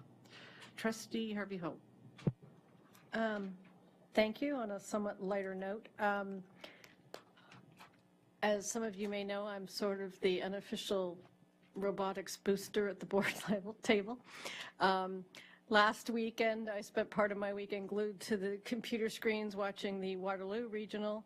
Lots of students gave up part of their March break to participate in that particular first Canada Robotics Championship.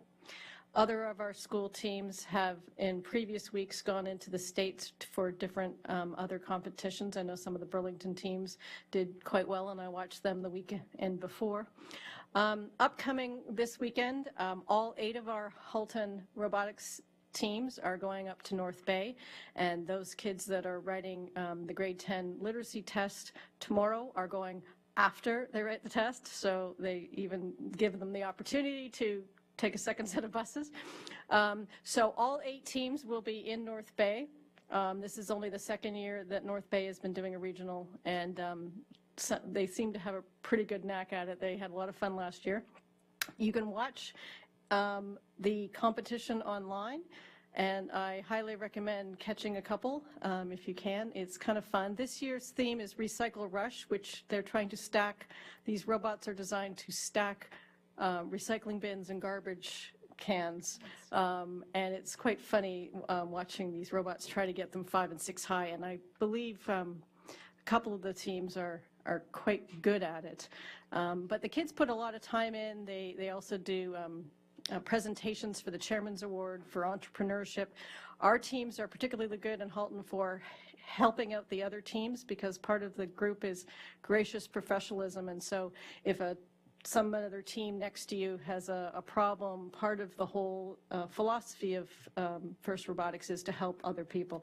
So I tweeted out a couple days ago the differences between sports activities and robots, and I think you should all try and get a look at it, because it's quite interesting what they all get out of it. So hopefully some of you guys can, I'll see you guys at some of the events. Thank you. Trustee L. Harrison. Thank you very much. This is my last time I'm going to speak at this meeting, I promise.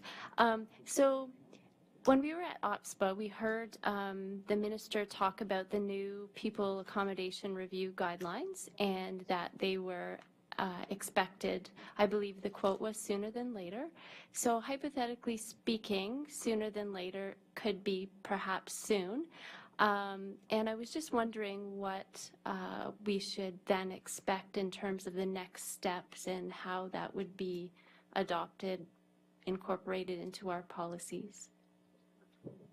Yeah, my understanding is it's the 27th, is that No, tomorrow? 26th tomorrow. 26th, okay. And I've already talked to Don Ranzella about our chief planner. My intention is to take it, analyze it, and begin a process of revising our own procedure and then taking it to the board. I'm not sure if it will go through PB&G or directly to the board. It depends on how much consultation is done. I think this is one that we do have to post, because it obviously has large implications to communities. So we need to follow our procedure of a substantial posting and then an opportunity for constituents and parents alike to respond. So I'm hoping we can get this done within the next couple of months, but it depends on how big a change it is.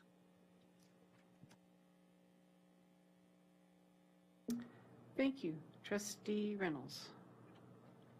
Thank you. I just wanted to congratulate Burlington Central girls, junior and senior teams that won all finals at the Halton Finals. So in the volleyball, and so we were grateful to hear their success. And I want to wish all those grade 10 students good night. Hopefully they're tucked in bed to get ready to write their tests tomorrow. Thank you. Trustee Harvey Hope. Sorry, I forgot the most important part. OTHS team 1334 came in second, actually, in the Waterloo Championships. And because the team that came in first comes in first all the time, everywhere they go. They had already qualified for the World Championships in the end of April. So that allows a wild card slot to open up, and the team qualified to go to the World Championships this year.